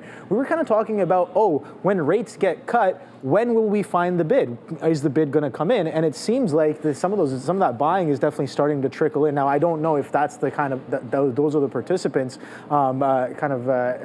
positioning in or feeling more comfortable, being like, oh, NVIDIA strong catalyst plus rate cuts plus market environment. We just got to get long for the higher day break. Like I get that, but regardless of whatever, there's a lot of opportunities in this market. Okay, Vin H saying SPY. Yeah, I like that. I have been looking at the SPY, but again, a lot of things moving around and breaking out. Guess what? You can play it safe. You can be like, all right, NVIDIA and Apple, some of the market leaders, sure not, Apple and Tesla, some of the market leaders, are blasting to the upside. Where can I take that trade as well? Maybe not looking for the same kind of volatility like a Tesla might involve. The spider or one of the futures might be your answer to that one there. You can see, wow, what a 4 a.m. candle. I don't know how real this one is, but being information on TradingView, I think things were printed down there all the way down at 657s on the 4 a.m. Talk about arbitrage on the opening print off of the 4 a.m. That's crazy. Yeah, strong continuation happening there. 666, oh boy, 89 is the high of day as of right now on the spider. Continues to climb up all-time highs. Yeah, I think so. Yeah, it is. But look at that prior day breakout. I think this is the trade on SPY. If we're going to go back and review and be like, okay, in retrospect, what was a decent trade here? I like the opening drive. I like that a lot, and you can see that it's been holding VWAP there as well. So similar kind of concept of that of Apple and Tesla this morning, where buying dominance shows up as a VWAP bid and as a pre-market breakout and as a prior day high breakout. But this pullback is what I'm looking at here, Sean. This pullback, the only pullback that we have that lasts for more than about 30 minutes here on the SPY, pulls back into prior day's high, perfect, bases out, and then you can get in here. You can have all different kinds of execution sets. You can take the breakout. You can take the break of the downtrend. Regardless, this ends up being a good area to buy, where that resistance from prior day, now clearly the market is showing you that it's turned into support. That's a little bit of retrospect analysis, but it is what it is. Spider also looking like it gave amazing opportunities. What's going on, Adara? Keep an eye here on Walmart. Speaking of S&P 500, components there. WMT saying that their same-day pharmacy delivery will include refrigerated and reconstituted medications such as insulin, GLP-1s, and that'll be available across the U.S. So apparently WMT here talking about their same-day pharmacy delivery, which will include medications like insulin and GLP-1s. Back to you. It's there. I don't think it's a needle mover for Walmart, but she showed the chart. Not much going on right there. We got out some more Apple right here quickly. Yeah, I mean, a lot of you guys talking about this market top right now. I don't really want to short this, man. I mean, if anything, a trade idea that I'm looking at right now, I want to, especially with this like NVIDIA news here, I think the space is completely fine right here. I think China can win. I think the United States can win. I think if China's going to win, then it's going to come with an Alibaba victory dance and a couple laps around as well. And I think that China has sort of showed their interest in supporting Alibaba and what they're doing and potentially the building of their own chips there in China to sort of bypass whatever sort of curbs will be put on the H100s or whatever these chips are that are going or not going into China. So I really think that Alibaba has a great opportunity here, and any sort of a pullback into the market. We get questions all the time. I'm still bidding 152. I think it expires this Friday. If we get it pushed down in the space and anywhere, Nasdaq space or a push down, Alibaba is one of the names that I want to buy. And we talked about getting back to prior days highs. Well, this is a great level for me. This 150 breakout. The minute that happened, I think we even went long on the show 150, and it just ripped that day. But at the end of it all, I think we can pull back a little bit. I really like Alibaba, and just as a trade right here today, to me it's kind of basing now, and I don't. It's not the greatest. I was hoping that if we. Yeah, I mean, it's still too far away. I don't know. Like, it's 307 right now. The market seems pretty flattish. I was thinking about if we can hold the 50, hold The 21 won't matter at that point, but this is the 200, break above it, and then kind of get above this 164.50. If we can break long here on Alibaba and use 164.25 or whatever the 200 period is going to be as our sort of support, then I do think we can get back to VWAP, which is giving you that 2-to-1, 3-to-1 kind of a trade. And then if we take that out, then the sky's the limit on a good story here into the close. But with only 40 minutes now until imbalances, I'm not sure that the long or waiting for that to happen I'm not sure that will happen. So that's just, I'm just tell you guys like what I'm looking at. A strong name that's beating the market right now, or relatively flat with it, but this has an opportunity to get going. I think Alibaba right there is something. And if we're going to look at the Nasdaq itself, maybe you guys are looking to, because 0-day options can really only be done on the ETFs, not on single stocks. So if you're going to look at the futures, I mean, this is what the Nasdaq looks like. It doesn't even look like an index, just straight up right now, bouncing off levels and taking out highs. I would favor the long rather than the short, you know, and I think you can go long here until it breaks through this 104.70 or so area. For me, what about a day high break, which is about to happen right now? You know, I think if we could take that out, we seem to have been holding. So like you would get long, like, you know, 25,000, 20, something like that. I mean, if you're going to do the Qs, you can look there as well. Whatever the day high break is in whatever index you're looking at, I think you can go and then use the 50-period moving average as potentially your out. And I don't think there's that much risk there. And then you get that push forward because you have Apple mooning. We're $2 in the money there on good stories, right? Better global demand for the iPhone. I don't know. They increase the prices and the demand goes up. Like, that's not what they taught me in economy class. What the hell did they teach me in economics anyways? They definitely didn't teach me how to speak English. I don't even speak that properly. But, you know, so Apple's sort of bucking the trend there. Higher prices, more demand. I don't know. But there it goes, higher right there for Apple. We have the NVIDIA story pushing things higher as well today. We have new all-time highs, you know, across the board. NVIDIA right now looking to take out highs. I think the market can work here.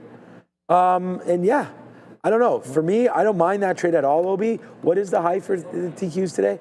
Yeah, 105. So we're right here right now. It's solid. What about just a break there and then using the 50-period moving average, which is down here, and see if we can ride it into the close? I mean, I never want, if the market's going to be quiet like this, I don't want to fight the trend. Yeah. So I'd rather go with it. I think the long is a little stronger there. Yeah, you're right, Noon. There's absolutely, right here, you're 100% right. There's no way I graduated. There's no way I graduated. Now, I have a university degree, political science, and obviously in business with a focus in finance. But my education comes from sitting right here. Oh, yeah. Seat time is the best education you can give yourself. I tell this to my kids all the time, like, that piece of paper is nice, you know, and I thought it meant a lot when I got it. But after you get it, you realize it doesn't really mean anything. I've interviewed so many traders. I don't even care what degree they have or where it's from. Yeah. You know, I want to know, what are your thoughts? What do you know about risk? What do you know about tolerance? Some questions to sort of figure that out. Yeah. Is your flip game strong? Stuff like that. Yeah. Do you know who Obi is? Stuff like that. Well, and it's just like that to me is what it's about. The piece of paper is nice. What I think a university education or college or high school or whatever level you have is, it shows that you have a strong commitment level. Like, you've seen it through. You know, like, besides calculus or, I don't know, some of the accounting classes or something like that, or maybe some of the advanced finance, there was nothing, I didn't find for myself anyways, that much, I don't want to say challenging university. I just felt like you could do the work and graduate. Yeah. And you know, and then after that, it's how well do you interview, and you know, and unfortunately, it is a lot of who do you know and things like exactly. that. I was just about to say that. It's like I 100% agree with you. And when it comes to education, especially in finance, I think it really depends on what school you go to. You see that happen in the States. A lot of top firms only hire from Ivy League schools. I think that's a mistake, or? Well, I don't know, but here's the thing. When I go around and like talk to different traders, they come from all walks of life, and even like really successful ones as well. I think a good book to read is Market Wizards. Look at where a lot of those guys came from, guys and gals. You know what I mean? Like, so The university degree has nothing to do with if you are profitable or not in the markets or whether you can trade or not. Anybody who would like to argue otherwise, please come. No, I mean the world's richest men, I'm not sure even have strong degrees. Like, no. I don't know other than like doctorates that they've been given. Yeah, it's Elon good for Musk, Jeff Bezos, all degrees. It's good for STEM fields if you get a degree, but it's just like the amount of money that you people in the world, they hire people with degrees. That's what you have to know. Right. The richest people in the world, they hire people with degrees. Time is much more than money, much more valuable than money. Time. You know, because you can't get time back. You know, and the amount of time that you spend with loved ones or with jobs that you love to do, I think the better you're enriching your life. And I don't want people to be like brainwashed to think that, I have to. Like, I don't want my kids to think they have to go to university. Yeah. You know, because I don't think they do. They just have to do something they love. Yeah. And if they can find whatever that is, I'm here to support that. Oh, yeah. Like, over and over again. Like, I'll buy, like, one of my kids loves chess and loves the gaming side of it and is very, like, analytical about playing video games and, you know, has led him towards liking chess and things like that. And then, you know, my other kid is big into sports and then my kid that's so one of my kids is doing a degree right now in university, but he's took time off that I supported financially. Yeah. To start new businesses and take some of the ideas that he's learned and give them a go. And now he's back finishing up his last semester and he'll get that piece of paper. But at the end of the day, he's had that already, that real world experience. So I think there's a lot to be said about that. And I think we can go on and on and on and on and on and on again with that. And when wasting time, what I did was not get into the TQs because we should have taken that break. It did the break. So it did the break, as we had said. So I'm going to punch in a little bit now into this. And I know I've given up whatever, I didn't give up that many pennies. I mean, we should have been long at like 97. Okay, so we're long here at 02. All right, so now we've got some 02s in our account right now, and we'll get this all figured out. But I'm going to try to hold this. Like I said, there's the 50 period. We sort of did support in and around here. 104.85 is a support area, so watch this. 104.79. We put in our stop 100%. Bam! We put that in and see what winds up happening there. I will average in right here. What I don't even remember the price I just put in, 79s. Okay, so we'll put another bid here around 90. So if we do fall in, right now we have like a quarter of a unit. We'll probably get 1 unit or so if it falls back into this area, and then we'll see if it wants to rip up. That's gonna be my new trade of the day, or of the afternoon. We're gonna put this in. I don't wanna be short a sleepy market. I wanna go with the trend. Hey, if we were down 2% on the TQs, I'd go short, but we're not. So I'm going to go long right now and see if this wants to work out. I mean, here we go. Spiky city already. Let's see if we can get a little bit higher. First area to get out for me, yeah, let's try 105.15. Let's see if we can get 13 or 14 cents. Give us that 1-to-1 and we'll work off of it from there. So that's my trade right now. We'll hit the trade alert button.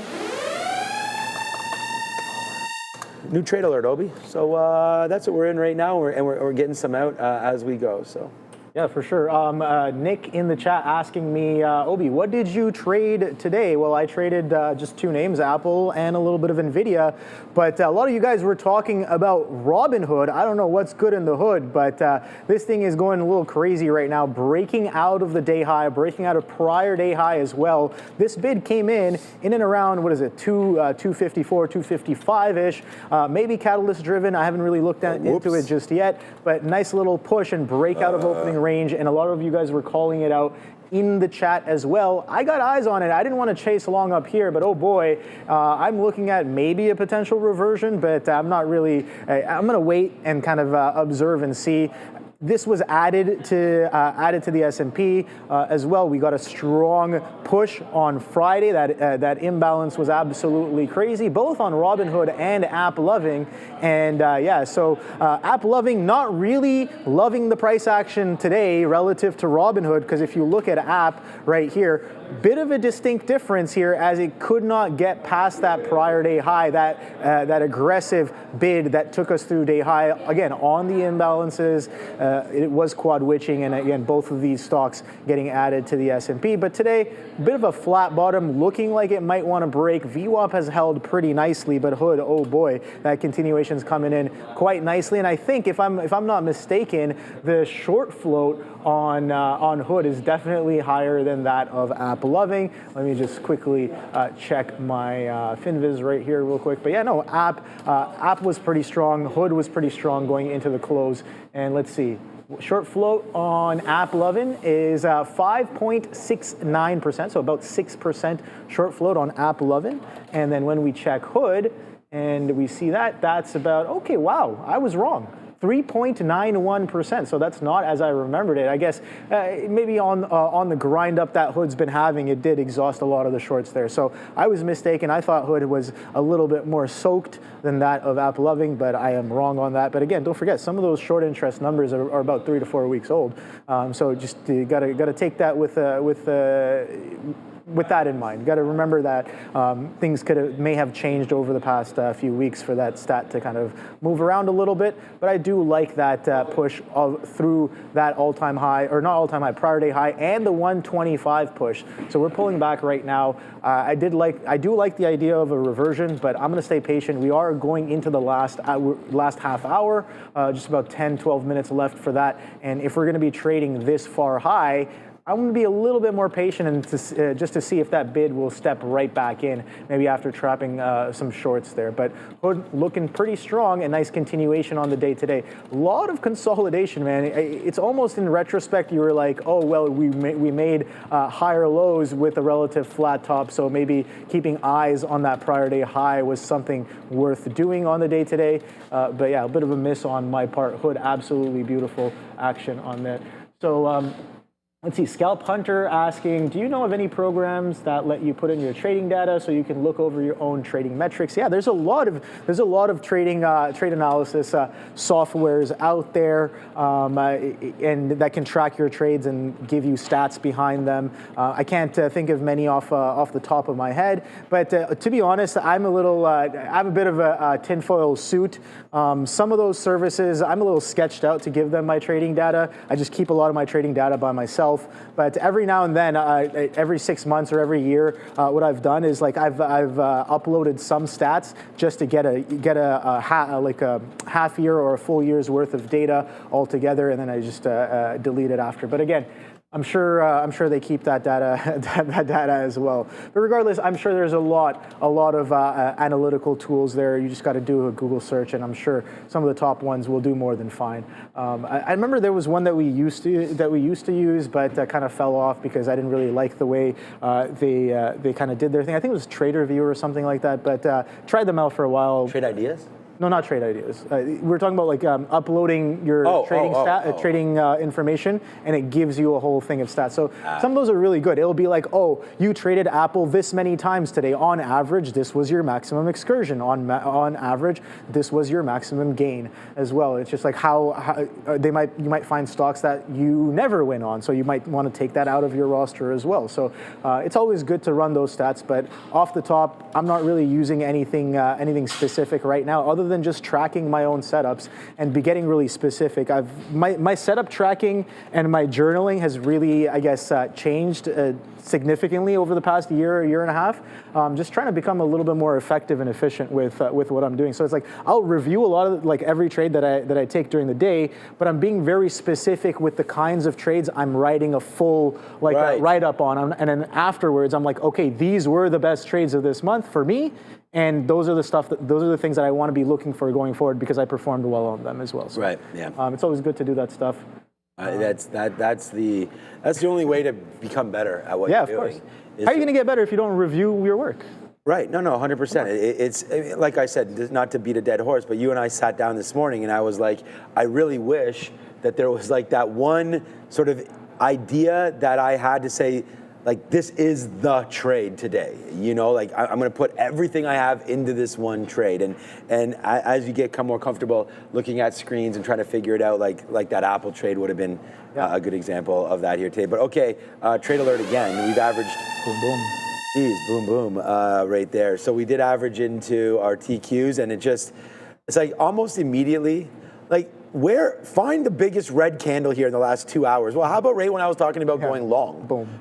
So bang, right into where I said that we would dip by. Thing is, like, you would never, this is why I only said we're going like a quarter of a unit, and then we put on 75, so the other 75 to have 1 unit right now. And I mean, that's kind of what I'm talking about taking profit as well as getting into a position.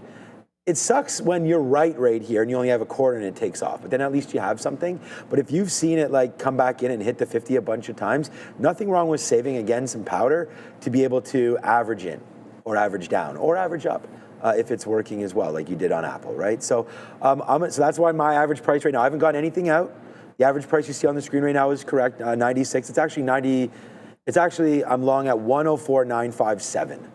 But we'll call it 956, so it's right here. It's a flat trade right now. I still am going to give it, I mean, now the 50 period is at 90. I'm still going to give it to this little drop zone right there, which is 85s. I feel fine about that, and then I extended it to 79 for some reason. I just don't want to stop out at the very spot, but I don't mind stopping out if it does break lower, and it'll be a 1 unit hit, and it'll be actually our first loss on the day. All right, with that being said, Apple also now, you know, there's that top again there for Apple, so that could have been something to talk about. And this time we might have even got that little wick action there with not a huge amount of selling come through. The last time we had a sell candle, it was actually a negative. It was a positive for the buyers and negative for the sellers as it popped back up off that last large sell candle. This time is a little different because it actually happens and wicks the top there on a top move and then pulls back. But here comes Apple right back there to the upside. So we'll see if we get an opportunity. I'm going to put another piece out. We still have some shares to go here with our Apple long. Let me put something now at 90 and we'll see if we can get that. And that's what we're dealing with right now. Does shout out to grapes? Yeah, I don't know what that means. We'll do that. Let me just check on right here. I love grape. I mean, are you a red wine or white wine kind of guy? Red. Red. Okay, I was gonna say red wine. Okay, yeah, we don't need to sing that, but that's good. Thanks, Obi, for that. Stay close to me or whatever that song is. Yeah, that's a good one there for sure. Red wine. Let's go. That's a good song for many different reasons. Of course. Of course. There. Rolls Royce. Yeah. Oh no, that's Rich Robotics. Okay, that kind of looks like Rolls Royce. Yeah, that's a Rolls Royce symbol. I think this is the Rolls Royce symbol, isn't it? Yeah. That looks like the same symbol on my car back at home. Error right there. This is the same. And trust me, Obi would know. He has a few of these vehicles sitting in his driveway right now. Yeah. But anyways, yeah. Box L, Rich Tech Robotics. We've talked about that. BBAI. Ooh, 720. Hello.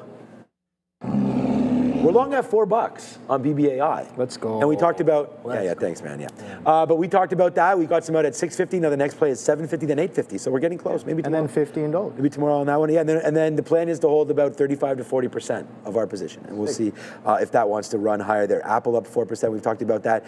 Tempest AI, we did a little bit of work there. Oklo continues to be wow. Like I remember when this was like a $20 name. Now $140.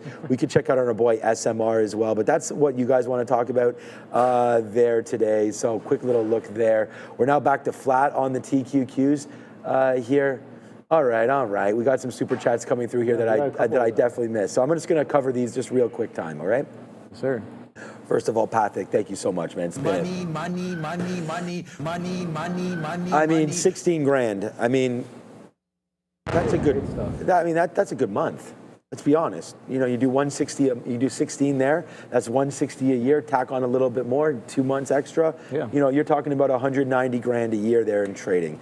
If you could do that a month, you're doing that in a day. We want to thank you, Patrick, for sharing some of that and letting us know that you're kind of balling out right there. We want to thank you for that.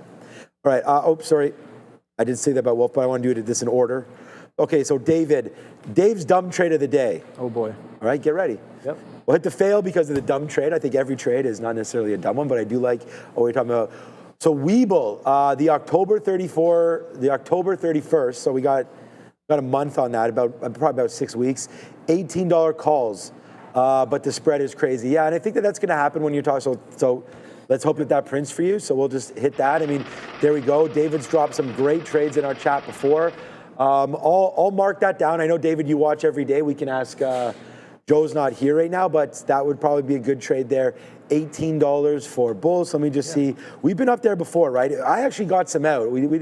Most of the trading that I do when I'm getting out of trades, we'll definitely talk about it on the show. That's not true for everybody, but for me, I'm okay doing that.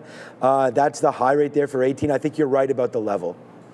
So I like that. There's something brewing at Webull. I really like that trade.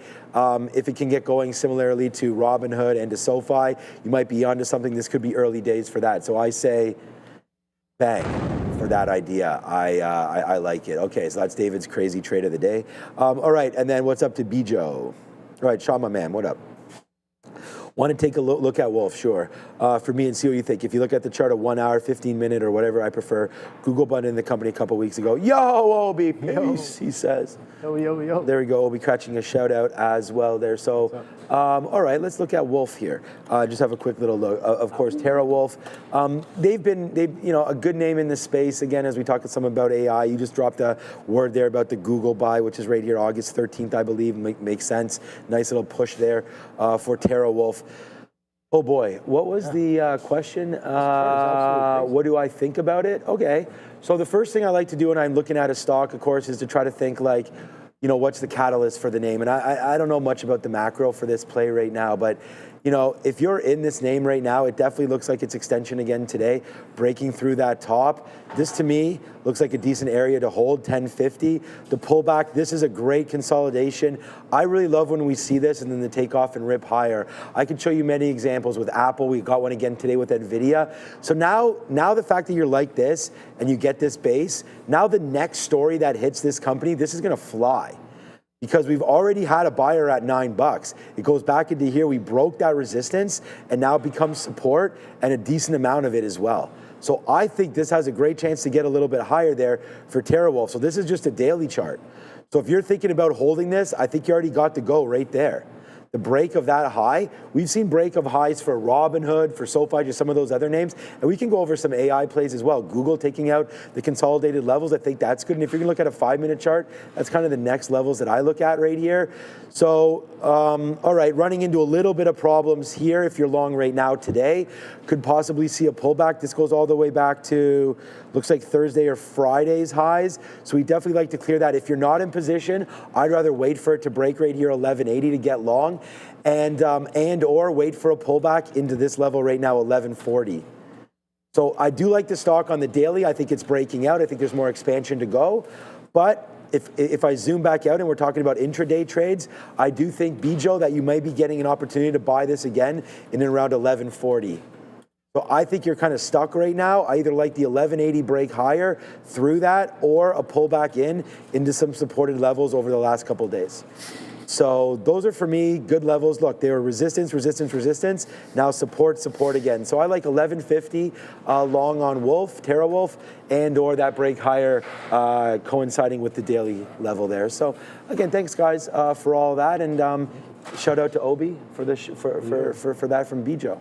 Oh, thank you, Sean, for that. Yeah, this is. I haven't really looked at the weekly on Wolf, and I was just looking at it. What a buildup on this one, man. This thing kind of sold off aggressively from prior highs. I don't know if there were any splits that happened, but I guess yeah, this is an adjusted chart. I don't really see splits off the bat here, but it's giving me a high of 43.98. So oh boy, we came all the way down to 53s, and it's been building up quite nicely. I know a few friends that were kind of there was chatter about this. There's definitely chatter about this more and more over the past couple of months, but you can see this expanding volume that's coming in from 2024 as we push higher and higher. And even this breakout right here, this huge candle that happened on, what is that, I guess, right after the 11th of August. So right after earnings right there. So aggressive volume relative to the past couple of years on Wolf. So yeah, looking like a good recipe for potential continuation, higher time frame,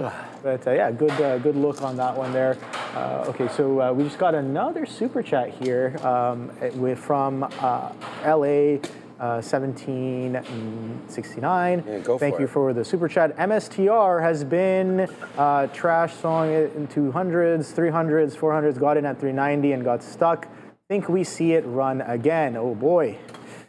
Yeah, the MSTR trade has been quite an interesting one. Again, this is looking at the weekly here. So you're saying you got long in the 200s to 300s, and again into the 400s, got in at 390 and then got stuck. So, okay, yeah, we are taking a little bit of a pullback on this one. You know what Bitcoin has been doing. We know the kind of positioning this company does in terms of its crypto allocation. So yeah, a little bit of a pullback. Are they overvalued? I know there's a lot of arguments about fundamentals and everything on here, but in terms of price action, from what I can see, we've been holding structure quite well.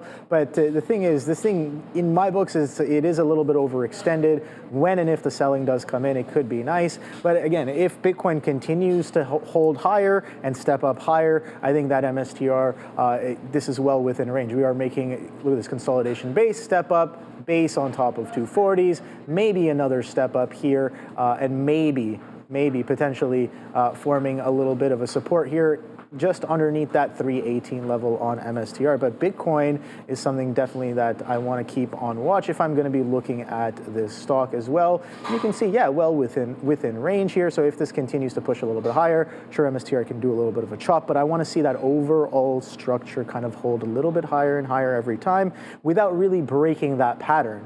For me, that's the trend on MSTR, even though it has pretty nasty pullbacks. Overall, higher time frame structure has been holding, and that's a similar story here on the weekly on Bitcoin as well. So 124,533 is the current high on Coinbase for Bitcoin here, and holding and sustaining above that 100,000 level pretty well at the same time. So yeah, good look on that one there. Thank you for the super chat here. But yeah, the MSTR, I don't know. I think it's very Bitcoin dependent. It's very sentiment dependent as well. And you know, I think their average, if I'm not mistaken, is somewhere between I would say 90 to 100,000, or they bought a bunch in between 90 to 100,000 recently.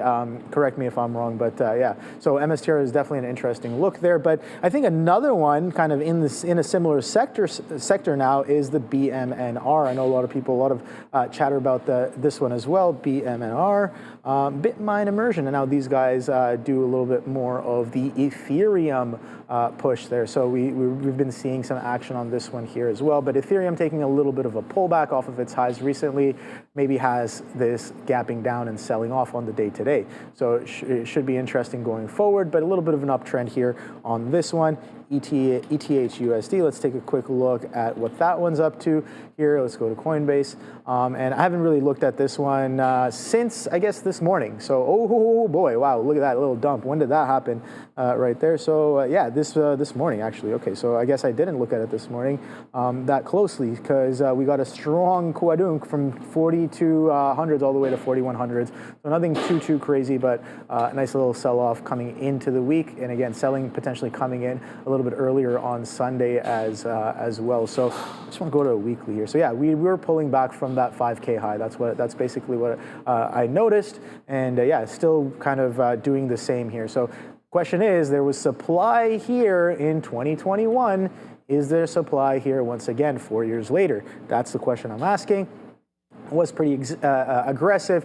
Do we expect a little bit of a chop when we get back to those highs? Yes, of course, I think so. And that's kind of what we're getting here right now on Ethereum as well. Market may be taking a little bit of a pullback here with only about 25 minutes left. And guess what? A lot of people were talking about Amazon this morning, and I was like, oh boy, that one was nice coming into the end of the week last week. And I was looking for continuation on the day today.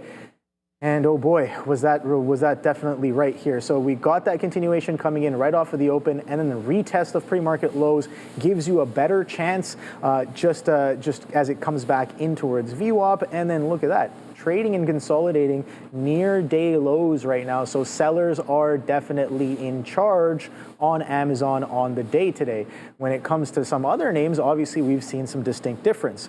MSFT hasn't really gone anywhere. A little bit of a sideways chop after the aggressive move on Friday. Again, another push off of the quarterly rebalances there, and a strong move. So it came in and around 511s, and a strong push all the way up to 519s. Today, we're just consolidating sideways. Nothing too crazy. Weren't able to break out. Wasn't really able to break down either. So Softy just consolidating sideways, while Apple continues to push a little bit higher here. Not quite at high a day just yet, but only about 60, 70 pennies away from there. Look at that hold above VWAP here. We saw Sean take that continuation long here. That was an absolute snipe as well. And the morning session opening drive, that was a great push in as well on Apple today. So this thing looks like it has a little bit more going into the end of the day. And NVIDIA still consolidating. I did like the short a little earlier, but GG's, it's coming back down through 183s. I was short here just below 182.90s here earlier. I stopped out into the 25s, it goes to 84s, and then comes right back in, following into that range. So my fault for not re-engaging. If I do think that we're gonna continue to sell off today, it did show us that we're kind of holding this support at that 182 halves and kind of ranging and building into it. So I got to stay patient for that one here. Market's taking a little bit of a pullback. There's that 25,000 mark coming in here again on the Nasdaq. A little bit of an interesting price, if I do say so myself, over the past few weeks. It just keeps on kind of magneting into there. But yeah, that crazy continuation on NVIDIA. Intraday catalyst, almost, was this all-time highs? I think it was pretty much there. Yeah, it actually clipped all-time highs right there. 8 cents, I think. Yeah, wow, look at that. What a beautiful we got stopped out of our futures trade, which is fine. As that pushed down to the downside, we have new breaking news. What's going on? Disney has issued a statement that they are bringing back Jimmy Kimmel. So whether or not you believe that is the right thing to do or not, on Tuesday he will return. So there you go. So did they say they lost like a $4 billion valuation? Dude, this is the thing that I don't even know. Oh no, they lost probably more than that. I mean, here's on the daily chart right there. I think they got rid of Kimmel. What was it last? I was gonna say I think it was Thursday. It wasn't even that long. I think he was gone for. I think it was my birthday. I think it was the 17th. I think it was like.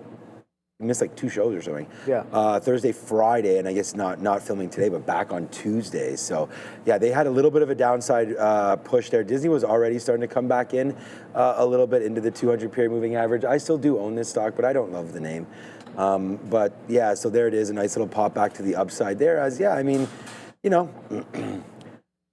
I don't know if it's a good, like, I don't know if Disney should pop on this. I mean, apparently, if the numbers were right, as you were mentioning there, I'm not sure what the ratings were exactly like on all this and if they were losing money or not. But if they're bringing it back, it must have been okay. They must have advertisers still willing to fill those spots and whatnot. But it does look like right now, and I'm not even going to look at the chat because there's probably some too many opinions about this guy coming back. But that's the news, and we're just reporting it because Disney is right now getting that pop up to the upside right now. As they do announce, Disney issues statements saying Jimmy Kimmel Live will return on Tuesday. And the thing about Kimmel, it's funny because ABC, which is Disney as well, which is where he is. ABC also has Who Wants to Be a Millionaire, which is hosted by Jimmy Kimmel. So there's some stuff there. So I don't know. We'll see what he comes back and if anything's changed. I would say probably nothing's changed, which I think is fine. I mean, this is what these guys have the ability and right to do, all that kind of stuff. So, congratulations to those that like him, and let's see what goes from here. Moving, but that is what's happening there. All right, so we take this opportunity right now as the futures go to the downside to get out some more Apple. I'm almost out of everything at 256. So the reload down there is at 253.50. That's a good trade. Nice trade take to the upside, and we do have to stop a fail because we suck and we got out right there. We don't at all, but this is a small loss.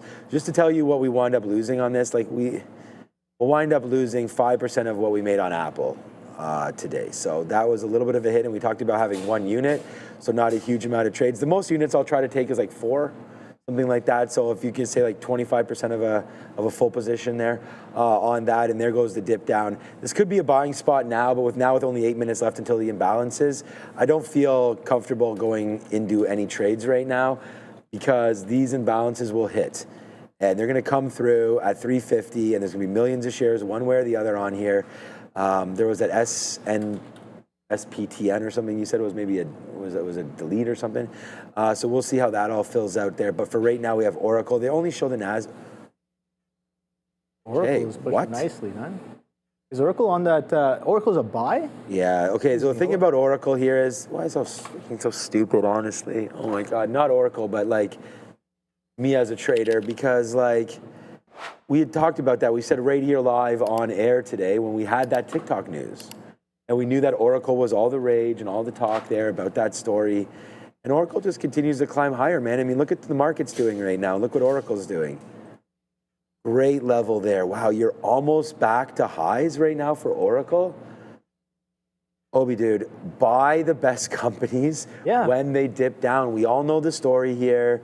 They had a crazy quarter. Their business with AI, with OpenAI, sorry, C3 AI, OpenAI. Their business with Meta, they got a $20 billion contract late Friday. Now they get the TikTok tailwind. I think they're one of the only companies named in the TikTok American takeover of TikTok algorithm.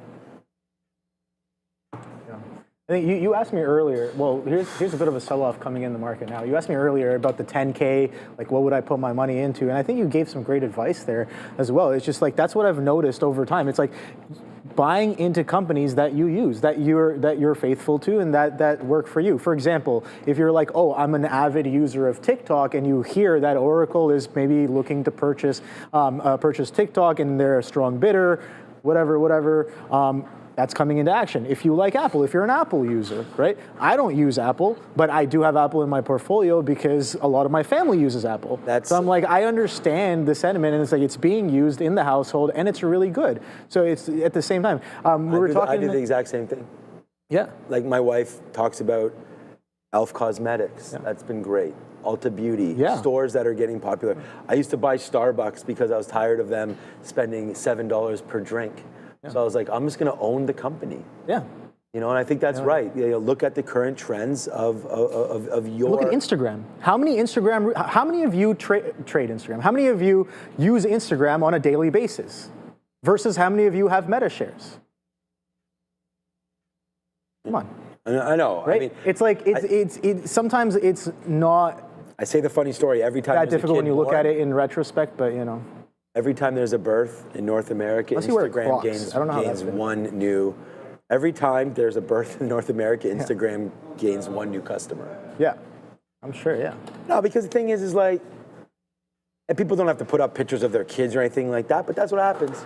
You get married, boom, I'm posting, wedding pictures, doing that. Oh, here's a picture of my kid. Oh, my kid learned how to walk. Oh, here's a picture on Instagram. Here's a video, And then when the kids grows up, they're used to it. They see mommy posting all the time or whatever, dad, whatever.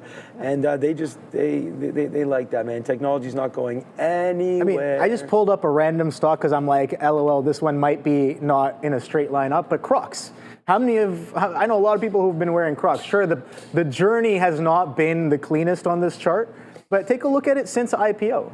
Right, it did nothing from about 2013 to 2021, but regardless, it's just like if it's something that you really like and you want to sit on it and you see that it has a consumer base and it has somewhat of a cult following like that of an Apple or a Tesla or a Crocs or an NVIDIA, then you can see that the positioning can definitely give you a little bit of the upside there as well. So I really like that idea. For me, I think Apple's been good. And what was another one? Oh, recently I was talking to Michael Noss about this when he was here. We were talking about like swing trading, and I showed him how like that Tesla buildup was really nice as well. But even investing in something that you think is homegrown and strong. For example, have you seen Bombardier as of recent? This is probably one of my best swing trades ever.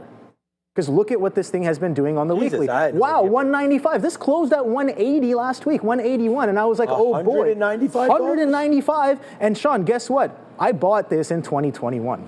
At? 2021. $16. That's why I didn't even think this even had a $100 handle on it. Yeah. But look at this. Bombardier, this is Canada's sweetheart. Like, they're not going to let it fail. They do a lot of business. I mean, they suck at making subways. Well, regardless, they have government contracts. I'm just joking. That's the point. They have government contracts. Yeah. So we've seen over and over again, companies do really well when they start getting government contracts. Palantir is a great example of that, right? So something like this. So it's just like, I like looking for like these, the stocks that no one's really watching, but I still do think they have strong value. They might not be showing it as of right now, but this thing's going absolutely parabolic. I'll be honest, I sold a little bit here at 162s, 163s. I didn't know it was going to do this though. 198. So stuff like that, I really do like. So if you're going to ask me where I'm putting my money, it's going to be stuff that for example, like Bombardier, they make the TTC. Do we use transit a lot? Yeah, does Toronto use transit a lot? There you go. You know what I mean? They have government contracts that'll last them for many years to come. Major city here, right? Yeah. I mean, it's a big contract there for them. So no, I think you're 100% right. Trying to figure this day trading thing out. Yeah, don't worry. It'll come eventually. I don't know. Trading continues to be a tough business. That is for sure. I keep trying to tell people that, and then I get, you know, I don't know. People have different opinions on it. It's a good work. Yeah, it's all good at the end of the day. All right, guys, 347. Thank you so much. Thanks, Obi, for coming through with us here today as well, man. It's been a big day all over the place. And, you know, Apple, SOFI, we're almost out of SOFI. We only have one. You know what? I'm just going to get out of SOFI now. I didn't realize it broke that strongly down. We don't basically, okay, well, there it is. Now we're out. I don't have any shares left. So that concludes that trade on SOFI. We only have 2 minutes left. I do want to try to empty out said clip on everything. I mean, this is a... I mean, here we go again. I sold Intel in the PA last week. You know, 25% of it. And we talked, or 20 or 25% of it. We talked about it live. And again, I don't really believe in that deal that happened there with Intel and NVIDIA. I think it was just fluff. So nice downside push there. I'll stand by that. And we got out at $30.70. $2 ago, live on air, man, live on air. So that was that out. So we're happy to do that. And what? I thought I covered that. Oh, it didn't print me. See, I was waiting for 77. Let's just punch out 79er. There it is. So now we're out there. So a good short into the day there for Intel. We'll get out of that one. Apple continues to go higher, but now that we're here, let's hold a little bit. We'll get there. We go. We got out of ones. We'll or O's. I don't know, whatever that was. We'll take a piece out right there, and then now we'll just wait to see. It was O's, and then now we'll just wait to see what happens for that last little bit as we are at the highs for Apple. If Apple comes out a bid, then probably takes out those levels as well. So we'll wait to see if there's anything popping off per se in that space right now. Yeah. And that's all that we have left. So we do wait for those imbalances to come out. Please join Adara and myself for the market recap show where we'll go over everything in the market today, talk about Micron tomorrow, see if we can get some action there with Micron, and then we'll wait to see what the largest size is to come out here on the exchanges heading into the close. So that's going to happen in 20 seconds. BBAI has been a monster today, man. I mean, that's, again, it was just at 720. Okay, there's the pullback down for BBAI, a nice little day for them, but only 10 seconds now, and then we'll get a good look at set imbalances. So let's be patient and wait to see what pops off very, very shortly here for the imbalances in one. And here we go. We are now on top of it. There goes NVIDIA. No surprise there as they come as a bid. Oracle also coming as a bid, taking that a little bit higher. My Apple is not doing too much, so I guess it's not on there. Kenvue, the story today, of course, we get, I don't know about RFK and what they're trying to do here, but Kenvue right there gets a bad story as Tylenol, acetaminophen, catching a little bit of slack there for potentially part of the problem with autism. Yeah, it's crazy. I got to look into some of that stuff because I was curious.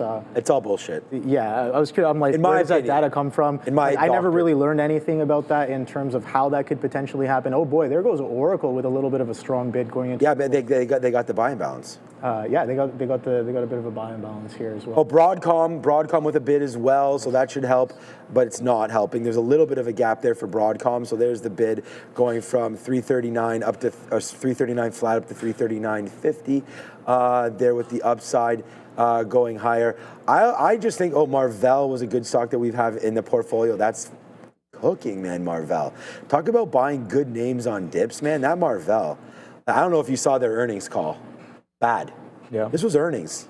I bought some pre-earnings and was like, all right, guys, we're into Marvell. We're really super smart. And then it fell off earnings, and we were able to pick some up on day 3, which happened to be pretty decent. Now it's right back to the upside. I don't want to, what I meant to say there on Kenvue, and sometimes I get a little heated. I mean, I'm Italian. Doesn't mean anything. KVEU, was that, what was Kenvue? KVUE? Yeah, KVUE. Yeah, there it is right there. Was just that, like, I would just feel like if that science somehow confirms that that is what it is, the lawsuits and everything that are going to come from all of this is just going, like, if you believe that those studies are accurate, J&J, and now they're spun off with Kenvue. They spun off Kenvue on purpose to get probably. That's some interesting stuff, right? That happened just last year. Which? Kenvue, the Kenvue spinoff. Was it last year? It might have been a little more than that, but it doesn't matter. But they're spinning off all that, which is fine. They're allowed to do that, right? And I think Procter & Gamble did some similar things as well. So Johnson & Johnson. But at the end of the day there, that's going to be a problem. So I'm just going to say yay for science and think that that's not the case. Yeah. But we'll see if that is. And it's just that's a tough long to have right now. That's true. COE saying none of us are doctors. I'm like, yes. That's yeah, exactly. That's just my. I just feel like that's such a bad story there because autism is one of those things where obviously, you know, being on the spectrum is not the end of the world by any stretch of the imagination, right? But that's just something that there's been a lot of, you know, medications. It upsets the whole balance there if that is true, and then we wait to see what happens. Because if that's the case, then what else does Tylenol? Like, I take Tylenol when I get a headache. Yeah. Like, am I doing more damage to myself long term that there's maybe some studies out there that I don't know about? I don't know. I should maybe hold on there as well. But also the man that's making these claims as well is also not a doctor. You know, RFK, I thought he was against vaccines, but his kids are vaccinated. Like, I don't know exactly, but it's only when women take it. I think the study was pregnant women. Yeah. And maybe there's a certain point in that cycle that it does affect. So hopefully the studies come out and it can prove one way or the other. But Kenvue down 8% today on stuff like that. Yeah, exactly. Like, I mean, I was laughing at that because, like, you don't need to be a doctor to have scientific knowledge. You know what I mean? Like, if you have, regardless, if you've gone through some any sort of courses that you learn some sort of pharmacology in, a lot of the stuff that comes out in the biotech world, a little fugazi, right? So yeah, definitely have to watch out for that. But Kenvue, great short on the day today. Imbalances. I'm watching this NVIDIA. NVIDIA came out with almost was it a 4 million buy, and it did a little bit of a wick shimmy dance with that 183, 184 area as well. Here, I'll read that. Yeah, let me read the note on Kenvue here because I want to make it. So we have here the Trump administration is preparing to announce a potential link between Tylenol being used during pregnancy and autism, despite strong denials from Kenvue and the lack of scientific consensus from medical authorities. This has created a sharp decline in Kenvue stock. Adara. So for what it's worth, Caroline Levitt was really cagey when people tried to ask, is this what's happening? And have you seen other scientific evidence suggesting this is not the case? She said, you know, come in with an open mind. Don't come in ready to judge. Be ready to see what Trump has to say. So, I mean, she's really, and it's worth noting as well, previously, we already had the Health and Human Services Department deny other reports suggesting this was going to be the announcement. So just because we have this being the announcement doesn't mean there might be some other, something else up their sleeve. That's kind of the vibe I was getting from just the rhetoric that they've been saying as of late. We'll have to wait and find out. I also want to add really quickly as well, the UK authority for regulations with regards to medication, they said they've never seen any studies to this effect. Makes sense. Yeah. So that's part of it, right? And I mean, of course, Kenvue, and I just have to say there's always two sides to every story. Of course, Kenvue is going to deny it. I mean, that's literally, if they don't, imagine they agree with it. I mean, I'm not laughing because of that. I'm just saying, like, these are the stories that would be a little bit of a problem for sure. Jackie's in the chat was never take ibuprofen on a full moon night. Very bad. You turn into a werewolf. It's true, I swear. It is true. I take source. Trust me, bro. I've already taken. Everybody likes to believe this. Trust me, bro. Sources. Oh, right? If it's a trust me, bro, then I do trust it. All right. So I think we gotta do some business here right now. So guys, did you know that instead of risking your own money, you can now trade with someone else's capital? No more fear of losing. No more moving your stop loss too soon. And you actually get enough capital to make it worth your time, so you can aim for big profits, not just a couple of $100 a month. This is the revolution called limited risk trading, and it's powered by Trade the Pool. This is how it works. Join Trade the Pool, hit the profit goal, and keep 70% of the profits. Visit tradethepool.com or scan the QR code now for 10% off. All right, so yeah, nothing too crazy happening here on these imbalances. The Google's maybe bidding up a little bit here. Amazon continues to sell off. Apple with a buy imbalance. NVIDIA with a buy imbalance as well. SoundHound's up there as well. Rigetti, Mara. Okay, let me take a quick look at those. We don't have too much time until the close here. I gotta find some windows. There we go. So, oh boy. So we can take a look at Mara first. Right here, take a look at a 3-minute. Let's see what that's been doing. A little bit of a buy imbalance. Nothing too crazy, but I still want to check the chart to see if there's anything happening or going on here. So that's Mara, nothing too crazy. Maybe a little bit of a bid up on the initial, I guess, push of that imbalance. Soundhound, let's take a look at this one as well. We know this one used to be owned by NVIDIA, and then they kind of, I think they let them go, right? I think this one, I think they still have RX. I got to go back and check what holdings they still have. But Soundhound was one of them, and catching a bit of a bid here going into the end of the day as well. Wow, Oracle almost at that. Well, it did clip that 329 just now. Maybe we see that 330, Sean, but we only have 3 minutes left. So I'm hopefully tapping out. you guys, I just got out of Apple. Yeah, hopefully you guys had solid trade, man. Great trade there. That was a good one. Pretty much closing it near the day highs there. So hopefully you guys had a solid, great day. We talk about the kind of opportunities in this market. This market is absolutely crazy. We're up about 0.6% on the day on the Nasdaq, but you can see the trend that we've been holding pretty nicely. Another magnet push up into that 25,000 here on the Nasdaq as well. So great opportunities across the board today, man. And bringing some of the best ones to you here. Sean had that Apple and the reload and the Tylenol. No, Advil. Oh, Advil, I'm sorry. This is Costco Advil. Oh, boy. So I have this little Tupperware from my house. Yes. And we go to Costco and we buy like... The big bottle? Big bottle. Yeah. And then I dump some in here and bring it in. Yep. Because today, for example, like if I check the old iPhone here, and it shows raining on my iPhone, therefore it's most likely raining outside, and I find that I have pressure, the downside there of the... oh my God, I'm losing my mind here. The clouds, I forget what that's called, but anyways, that pressure hits me.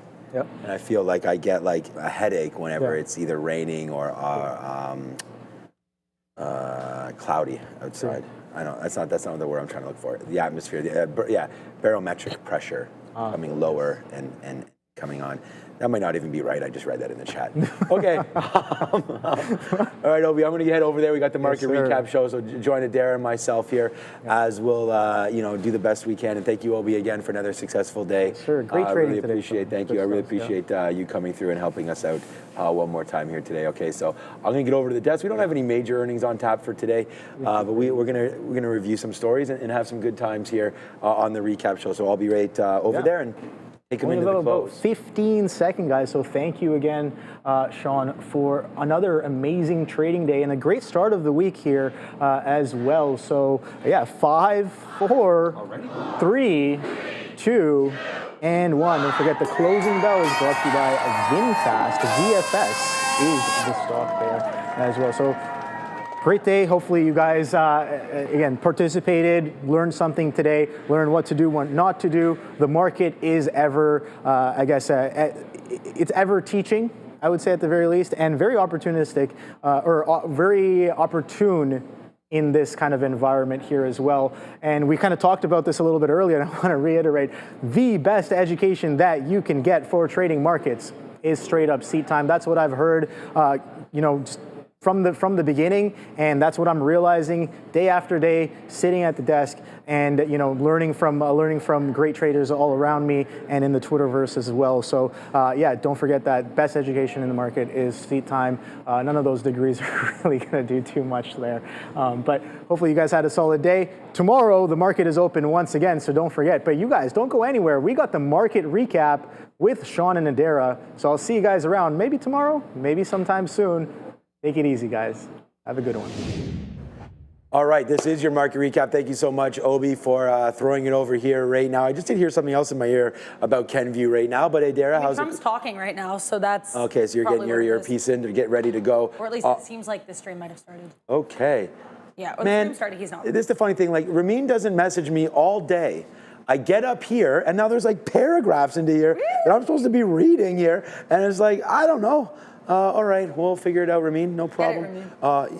Get something anyways. All right, thank you to everybody for joining us here one more time. This is the Market Recap Show. I'm Sean, that's Adara. And we're going to do our very best to sort of go over the market, a little bit of a recap here on what we saw today, talk about some big names that are on tap today and moving into tomorrow. We want to talk about Micron. We're going to have a little segment where we talk about Micron later. You've worked on some nice graphics for us here into this closing period as well. So we're going to start off right now with Apple. I mean, Apple talked about today all about Wedbush coming out with their $310 price target. So here's Apple right now on my, on my screen right now as it loads up.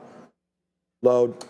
Yeah, the New Zealand stock market, of course, not very popular there for Apple. But here's Apple on the daily chart. I'm just going to actually zoom this down a little bit. I do have the chat open up right here for you guys as well. Come on, let's get going. I'm going to have to find a better system for this. But there goes Apple straight up to the upside as Wedbush does have their $310 price target there from 270 on hot iPhone demand. That's going to be story number one right there. And of course, as we go through them all, let's keep going. We've got Tesla up today.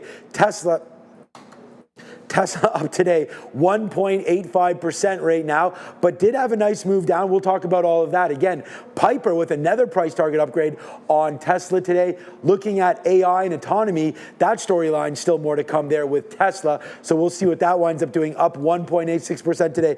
And then Pfizer, not a name that we talk too much about on the show today, but Pfizer, of course, with their purchase of MSTR deal with getting into that obesity drug race right there. Started the day super hot fire and then downside there for Pfizer. So that was a big deal there. $7.3 billion getting into that space. So we're going to talk a little bit about that as well. And then crypto, we can look at IBIT today. That's going to be a story that came out. $1.59 billion apparently worth of liquidations over the weekend and overnight, leading to IBIT being down 2.6% today, leading to Ethereum, which we can track with ETHA, and that trust down 5 or 6% today at its lows, 6.67, so 6 2/3 percentage points down for crypto and the space. But that's what we're looking at right now. Those are your top stories in the market today. Apple, Tesla, Pfizer, crypto, and some key levels to watch out for in those names as well. So, all right, man. I mean, I think that's good. There's a few other names that we talked about, you know, Meta. Yeah, I mean, Meta here, Sean, they've got their Meta Llama, which is getting some U.S. government approval. As I mentioned earlier during that midday show, we wonder if this puts some pressure on Palantir, Sean, because we know that Palantir is really known for all of its deals with regards to the government and AI. So if you start getting competitors in there, it could be a little bit dicey. Now, right now, we actually have a press conference happening right this second, although it's not started yet. We just see a podium with some flags in the background. Donald Trump's administration is reportedly set to link the usage of Tylenol during pregnancy with autism in children. So this could be certainly on watch. J&J or Johnson & Johnson also on watch here. And then NVIDIA, Sean, I mean, NVDA was a pretty wild one, that's for sure. Yeah, I mean, here's the chart for NVIDIA. Thanks for doing that. And we're going to go through this rundown again. The chart of NVIDIA was really super hot today. There's a lot of traders that went long the Nasdaq. NVIDIA really carried the day here, and it sort of happened right around noon when they get that deal with OpenAI, $100 billion investment into the company so that they can buy more NVIDIA chips. I mean, I think it could be a house of cards when I hear stories like that, but traders don't think that, and neither does NVIDIA, as it goes up now, up 4% right there. So that's going to be a big move there. There's also the AI hub in Abu Dhabi that should be keeping that going. Their Thor chip is going to be the first one used. NVIDIA right now takes out all-time highs today. We don't go out at all-time highs, but close enough to it, that 184.50. I mean, this is just what it looks like on a 1-minute chart. The daily chart here for NVIDIA remains real hot, and we want to thank everybody for watching. There it is right there, taking out those highs for NVIDIA right now. I think tomorrow's trade, possibly NVIDIA looking to get longer into that. Good move there. There's going to be some FOMO when people look back at charts and say, what? NVIDIA made all-time highs today? I think that continues to work. And then going back to your graphic, of course, we have T-Mobile, so TMUS, Adara there, that's making a move. Again, I didn't really make too many moves today. We saw Open Door make a huge announcement with a new CEO, and that really rocketed the stock. But today, with TMUS, not much action there. It has been hit to the downside, but again, new CEO coming for T-Mobile and not much happening. What was happening in Berkshire today? Well, Berkshire, they closed their position there in BYD, which apparently they had open for over 10 years. We know Charlie Munger, RIP Charlie Munger, who actually shares a birthday with me. He was really known for a lot of these kind of China plays. He was involved in Alibaba ahead of his death. So looks like he kind of spearheaded the BYD. Either way, the position's been closed. And again, we kind of wonder, is it still Warren Buffett at the head or at the helm, or is Greg Abel, who again is going to be the CEO, replacing Buffett as of January 1st, 26? Will we start to see Greg Abel's decisions pop up a little bit more? With regards to new CEOs, Sean, though, I really want to mention as well, I don't know how much this got discussed, Oracle announced a new CEO too. Okay. So ORCL CEO Safra Katz, she's now going to serve as the vice executive chair of their board, but then in her place, we'll get two CEOs. They actually both are internal hires from the company. One of them actually served as the president of Oracle Cloud Infrastructure, which we know is a part of the business they're really trying to promote. So again, interesting look there for TMUS and BYD. Snapchat, I don't know if you checked this one today, Sean. No. I know you were watching it. They had their largest weekly volume candle of their entire history last week. Okay. If you didn't know. No, but we were looking at it last week. I did like that $7 bottom. I think the augmented sunglasses there, or glasses, I think are something that we have to look forward to for Snapchat. Today down 4%, but yeah, a great story there as Snapchat, again, their OS, they actually launched a new OS for those glasses as well, 2.0. Plus that TikTok sort of uncertainty, a little bit of certainty today in TikTok, and maybe that's why Snapchat came back down to the downside, because I think if they ever snapped TikTok away from the youth, it may give some more love into Snapchat. I would say maybe not time to get long Snapchat yet, but yeah, pull back in here into $8. We talked about it down here at 750, so I think I'd go long if we came back into the 50-period moving average there for Snapchat. So these are some top stories there today.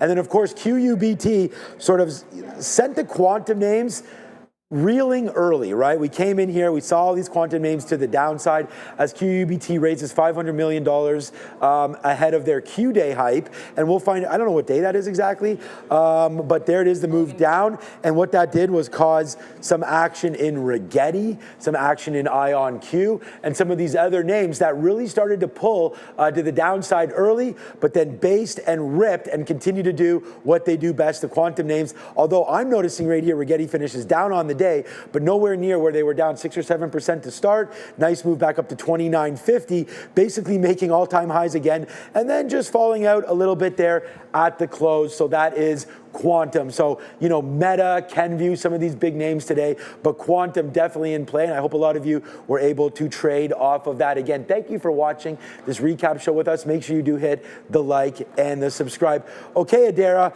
a story that I think we're going to talk about for a couple more days and forever probably, especially around these places, is Apple, right? I mean, what a monster play they had today. Today we had Wedbush go with that $310 price target, raising it from 270. We know Sharif grabbed the new iPhone today as well. I know you're still iPhoning from 10 years ago or so. No, so my iPhone is a SE, so I don't know if that's 10 years ago, but it's not. It might be close. Yeah, it might be close, who knows. But yeah, this is my iPhone SE, and I know here Dan Ives talks about how people are going to be upgrading the iPhone soon. That's, of course, the Wedbush analyst that led this team. He's known for being very bullish on tech, specifically Mag 7s. But yeah, he said that they're expecting that roughly 315 million of the 1.5 billion people who use iPhones, they haven't upgraded in like 4 years. So, and I'm actually not part of that crew. I upgraded about a year and a half ago. I just have an old phone, but that's not the point. The point is people are in this upgrade cycle, Sean. And so with that in mind, Dan Ives certainly very bullish on the stock. He said also that the demand for that iPhone 17 sales, I guess they've been stronger than expected. It's already ahead of the iPhone 16 sales, and supply checks in Asia suggest that there could be increase here in production for these models by roughly 20%. You think, yeah, I mean, this pop in the stock really shows that this was something people were really interested in today to the upside. People have also been asking me in the chat for Firefly earnings, Firefly Aerospace, FLY. I'll put them in the chat. The report has been released, but I haven't had time to comb through it.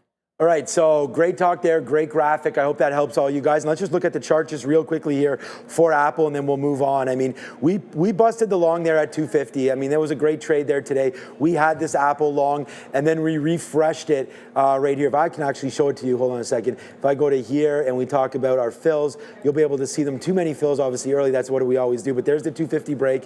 There's the reload, and then it just went upside all day there for Apple. Again, I really like that 250 level, key level break breaking, and now we wait to see all-time highs coming into play tomorrow, I believe, for Apple up there at 260. So again, Dan Ives back on this train.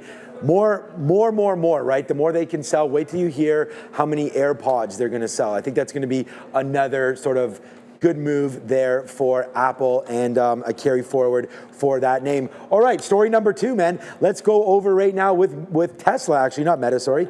Tesla, story number 2. Piper with a price target increase here at Dara as we go all the way up again for Tesla. Tesla right now coming through. We did hear about Berkshire getting out of BYD, so what does that mean exactly? We'll wait to see. But Tesla right now with a $500 price target from Piper. Delivery outlook 495,000 units for Q3. I think that's huge. If they can hit that, that'd be great. They're benchmarking over there in Chinese against the Tesla, which means, hey, they're doing something right over there. I don't know who Gary Black is, but also you just mentioned Dan Ives with the $1 trillion mark there. Anything you want to talk about Tesla? Yeah, I mean, Gary Black is an investor who has a lot of opinions on Tesla. Sometimes they're bullish, sometimes they're bearish. Usually they're more on the cautious side, but he's not, I wouldn't say he's out and out a Tesla bear. I do want to talk about the man I have on my screen right now as well, Elon Musk. Since Elon Musk bought those shares, he said, quote unquote, daddy is very much home. And I think since then we've seen a lot of optimism in the stock, obviously in the price of the stock, but also with regards to analyst notes, right? So I think the return of Elon Musk has led to a lot of optimism. We know that he's really trusted by the board to lead the company. Board chair Robin Denham said that herself. So with that in mind, if the board trusts him, if shareholders are going to trust him to vote for this pay package that could massively, increase his wealth, but also the market cap of the company, if there is all that trust, it seems like retail investors and analysts are willing to ride with the company for now, for lack of a better term. Okay, great. I mean, we really like some Tesla around here. We trade it all the time. Make sure you join us every day to watch out for Tesla and some key levels. It's always on the sticky note anyways at the end of the day. So have a quick look over there. Let's just jump right over to Pfizer. Let's talk about that story just real quick right now. Pfizer, a name obviously here on the NYSE. And today, Pfizer started off real great, right? They came in with a $7.3 billion MSTR acquisition, $7.3 billion, and this is for them to get into and re-enter more successfully the obesity drug race. And this is going to go against Eli Lilly and Novo Nordisk. Of course, they're going to be late to the game. So whenever that's the case, get in there and look to buy either a competitor or look to get that technology into your system. So that's what Pfizer did there today. It's pretty much slipped all day, started off quite nicely, but it hasn't been great on the daily chart here for Pfizer. If you're going to look, it's really just trying to base out. If this is a great story, I think this might be time to get a little bit of Pfizer. The only play that I have in this space is Eli Lilly. But again, now it's a strategic pivot after they've had their own setbacks. So now we'll wait to see if they can get this. For me, on Pfizer, it hasn't been a great stock. There is a dividend associated with it. I never like to chase yield. For me, I'd like to see it break this $25 mark to get going there on Pfizer. But you do have a little bit of a graphic there that's talking about that. Why don't we put the graphic on the screen and we can review that, Dara? Yeah, let's do it. So we have, actually, I wanted to combine two of our health catalysts today, just for a little bit of ease of access. On one side, you have Pfizer with this MSTR deal. Perfect. On the other side, Kenvue, of course, on watch. Donald Trump said to deliver a press conference. At one point, we were in the White House. Now we are back outside the White House. But let's look at this story on the left here so we can talk about this Pfizer MSTR deal. As you mentioned, Sean, there's been a lot of struggles here with Pfizer to get off the schneid, to borrow a return from Neil, with regards to these weight loss drugs. They've tried, they failed, and now their approach is, if we can't do it ourselves, much like Apple with the AI, where they're struggling with the AI, why don't we just acquire a company that is capable of doing it? I think it's a smart choice for PFE. I think it's a good look for Pfizer's stock today as well. And Pfizer's also on watch tangentially with the Kenvue story, because apparently one of the treatments that will reportedly be, touted by the Trump administration with regards to autism, I'm seeing Pfizer has a form of that. So PFE could be on watch with this second catalyst in the health space as well. Okay, great little look there. Make sure you guys watch this all back, man. Grab those graphics. Now, are you putting them on TTV Research? Oh, they're all on TTV Research. Perfect. So go to @TTV Research to go find those. You can sort of follow along with what we're doing over there right now on TTV as we change a little bit of the format here, get some infographics into the space. All right, big smile. Right? You're here right now, so shout out to you for being here in our chat, talking about VIX up, gold up, indexes up, right? 2 and 10 years up. Okay, I didn't even look at those today. Bitcoin down. Boy, things sure seem weird. Time to go heavy, shorting crypto. I think you might be close to that being accurate on there, Kyle Burdett. I want to say big smile. That's what he calls himself, but we know it's Kyle. So shout out to you, Kyle, on that one. We did have quite a liquidation happen. I'm going to call up IBIT right here as well. So here's IBIT on the daily, breaking a little bit lower. The news here is very, very simple, right? They experienced over a $1.6 billion worth of liquidations, largely from long positions that might have been levered up or something like that, that just got stopped out there over the weekend due to, there it is in our notes, due to leverage rather than fundamentals.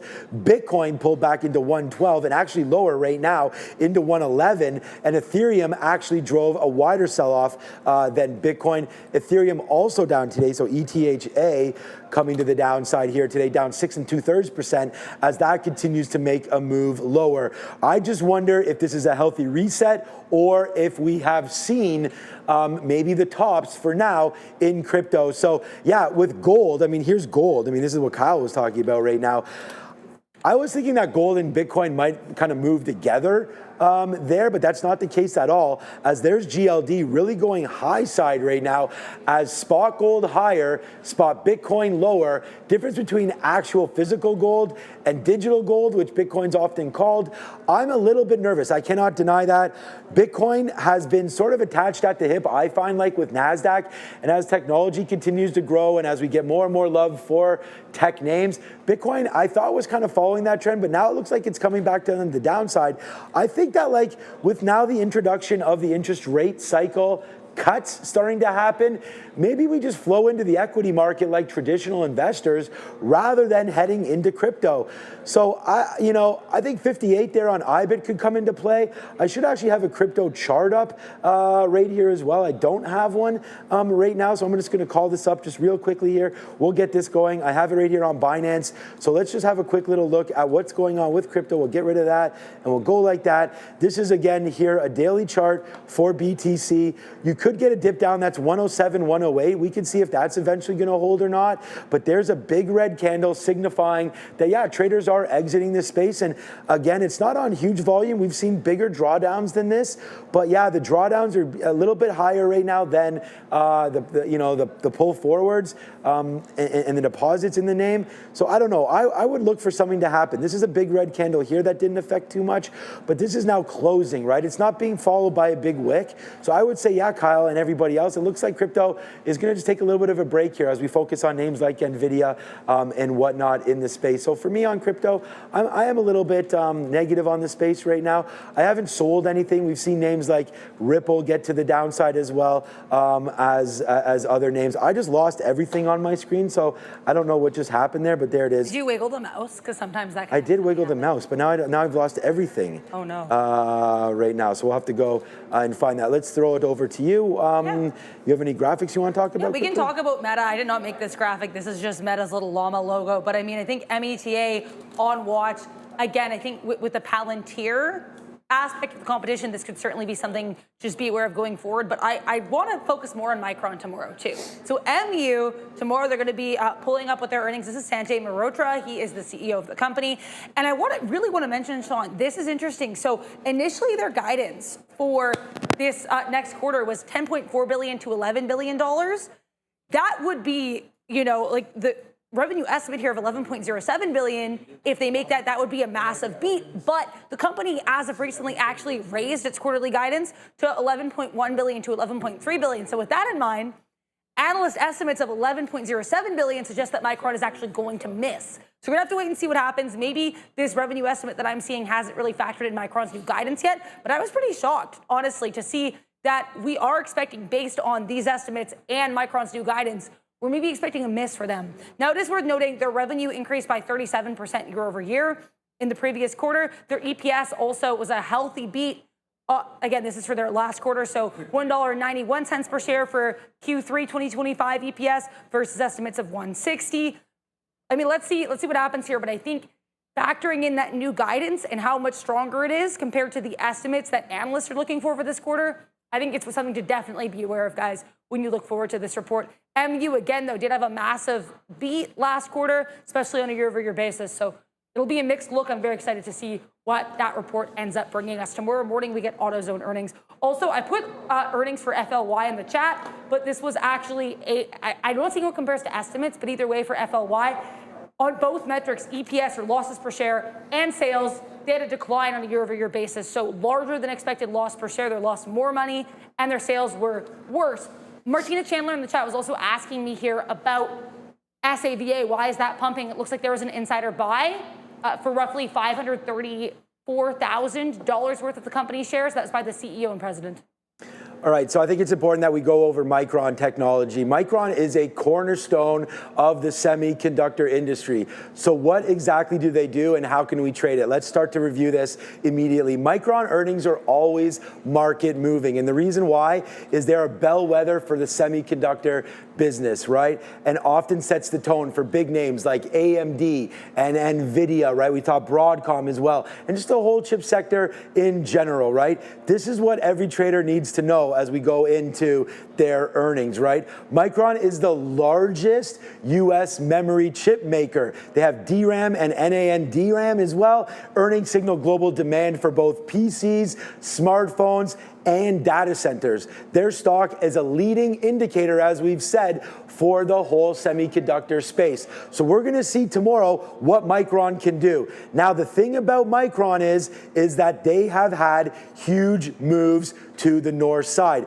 There's Micron just lifting themselves up higher and higher as we wait for their EPS and their earnings growth. This is the thing. If they can show us, Adara, that they do have future CapEx spending allotted for the DRAM, right? Can they build more and more of their products to use into some of these server sides, right? What is the chip space going to look like? If they report weaker than expected demand, Adara, then what does that mean for the big traders and the big companies like NVIDIA and AMD? The run that Micron's had, it looks like it's priced for perfection. The guidance is what's going to be key here for Micron. Let's see if they can lead us towards a path of profitability, obviously, but then where does the demand come from? Will it be with NVIDIA? Will it be in the chip space? What do you have to talk about with Micron? I mean, I think I already kind of said a little bit of it there. I just think what's really interesting here, Sean, is that analysts are expecting the company to post revenue of $11.07 billion. But the company just raised its guidance, so they're now expecting revenue between $11.1 billion and $11.3 billion.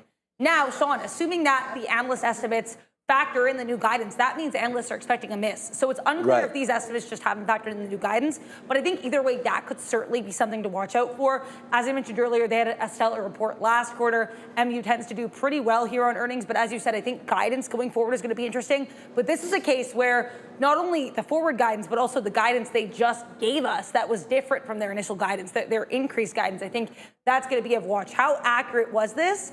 And are we going to skew closer to their new guidance, their old guidance, or these analyst estimates, which are a bit in between? So for me, we had 6.7% implied move here in Micron. When you're looking at options, Micron can tend to move 10+%, and it's going to be a fast tape. This is going to move when these numbers come out, and we're going to look for other stocks to move as well. But here's the daily chart for Micron, and look, they're coming tomorrow. Tomorrow's market recap show. Join myself as well and Adara tomorrow, and we'll have the earnings live for you right here. But this is what the moves happen for Micron. There's the break of 135. If we do get a 10% move, which Micron's been known to do, we could drop down that back into the 150 area, which just puts us back to where we were last week. And if we get that 10% move higher, look out, man. We'll take out that 170 and then it's clear sales. So I think tomorrow for Micron, remember, we have to look at when you take a consideration of what to do with earnings. You're looking for, are we in the right space?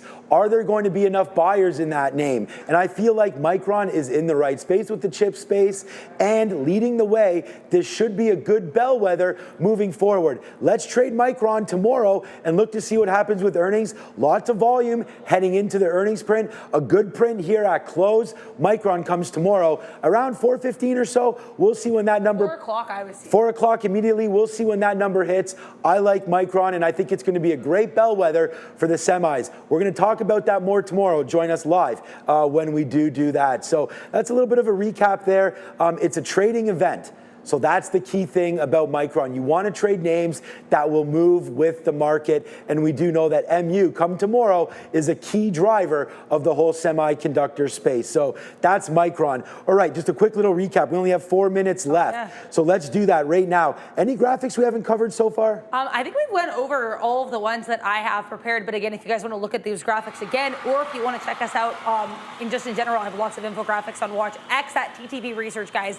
TTV Research on X. Right, yeah, make sure you do hit the like and the subscribe to the show right now, because we're going to be doing more and more of this, talking about tomorrow's trade, right? Do we have earnings? And if we do have earnings, why are they important? Why potentially are they not important for just not only day traders, but for traders in general? Because I bought some more NVIDIA in my portfolio today. If Micron comes out and misses tomorrow, maybe we dump NVIDIA, right? We got to make sure that we trade very consistently and profitable, right? We do not want to be holding the bag on too many of these names. All right, just real quickly, man, we got Apple upgrades today.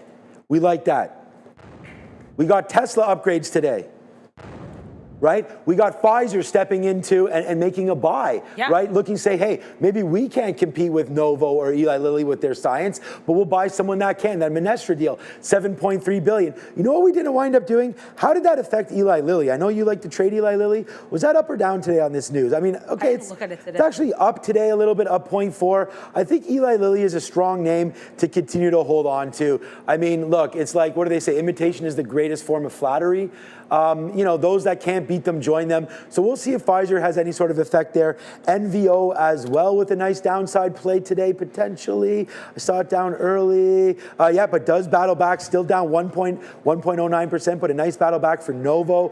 They're above the 50-period moving average as well. Of course, we got that TikTok deal, and we didn't even look at Oracle today. Have you seen the move in Oracle? Yeah, that was massive. Absolutely massive there for Oracle. We brought that news to you early. Adair was reading the tape for us, talking about how this TikTok deal is getting done. I mean, the framework is there. Whether or not China agrees to it or not, I have no idea. But there goes Oracle, up 6% today and continuously climbing there. Oracle almost made it all back. I mean, people wrote this stock down, not for dead, but was like, okay, we had a huge earnings bounce there, and we're giving some back, but there it goes today on a deal. We already knew TikTok was involved with Oracle, that they're going to house all the data. So great job there. Interesting to hear, Adara, what are the next companies involved? Yeah. Like who's going to be running that algorithm? What's up with that? Well, I know Oracle's going to be housing the data at the very least, so they're going to have a key role, but maybe they'll enlist some people, who knows? Will the U.S. government take a stake? We heard no. They said no. Okay. They said no. Okay. But they've also said details are still being worked out. So. Yeah, and I don't think, I mean, this is a Chinese entity that has to hand over this algorithm. Yeah. And I'm not sure that just because there's a framework in place, that's actually something that may or may not happen, as we get very spooky with that as well. But that's those are a couple trades that's happened today. I did like what Kyle brought up there with gold. I mean, gold can signify uncertainty in the market as well. But in gold's recent run up, though, Kyle and everybody else, the market's been pretty certain what it wants to do, man. The Nasdaq wants to go higher. We go out today at all-time highs. We go out near all-time highs for the SPY, and we do go out for all-time highs in gold. So I'm not sure exactly, what that means today, but I am a little fearful. Some of the oil, XLE and some of those names as well, continue to get hit on the back of more global tensions. But we'll see if oil can also, generally speaking, if there's problems in the world, oil can tend to go to the downside, and you're seeing some downside action right now in XLE over the last 3 days. All right, let's wrap this thing up with what we've made famous. Let's do it. Let's do a little bit of a roll call, Adara. All right, here we go, man. Oil to 50 by New Year. What's up to David? David, what was your play of the day again? It was, you did have a play of the day. I can't remember what it was, though. Maybe David will remind us. But let's just say hi to everybody. Hey, Andrew Chow, how are you doing? How's Showtime? Hey, Adara, how are you doing? Cool. There's Explorer as well. David's in there as well. Everyone's saying thank you for the great show. Thank you so much to everybody for watching. Chris says, yo. Anthony says, yo, Sean, there's some Italians here. Hey, forget about it, Anthony. We're everywhere. There we go. What's up to Danny Dollars? What's up to Zachary? Lone Hustler's here as well. Mike. Ben is here. What's up to Mike P. DeRider? This guy's here all day. But at the the end of the day, we want to thank all 2,700 of you for watching, and it's been an absolutely banger. Thank you for continuously supporting the show. This market recap show is brought to you by Beta Pro and their product and Global X as well. So thank you to continue to sponsor us. We really appreciate that, but we have no show without you. Adara, today's a great day. I want you to tell me, let's get rid of that roll call. Me and Adara have something fun that we like to do. This is your favorite season. Oh, fall. Oh, boom, mine too. Great. I think we've talked about this. Yeah, I love the fall right now. So the fall, we're getting some fall kind of weather right now. It's kind of like chilly in the evenings and in the mornings, but it's great sleeping weather. During the day, It is beautiful out here. Today was a little rainy. No matter where you are, give your loved ones a big hug and a big kiss and enjoy your evening. We're back live tomorrow at 8:30. For Adara, I'm Sean. Ciao for now. See ya. Ooh.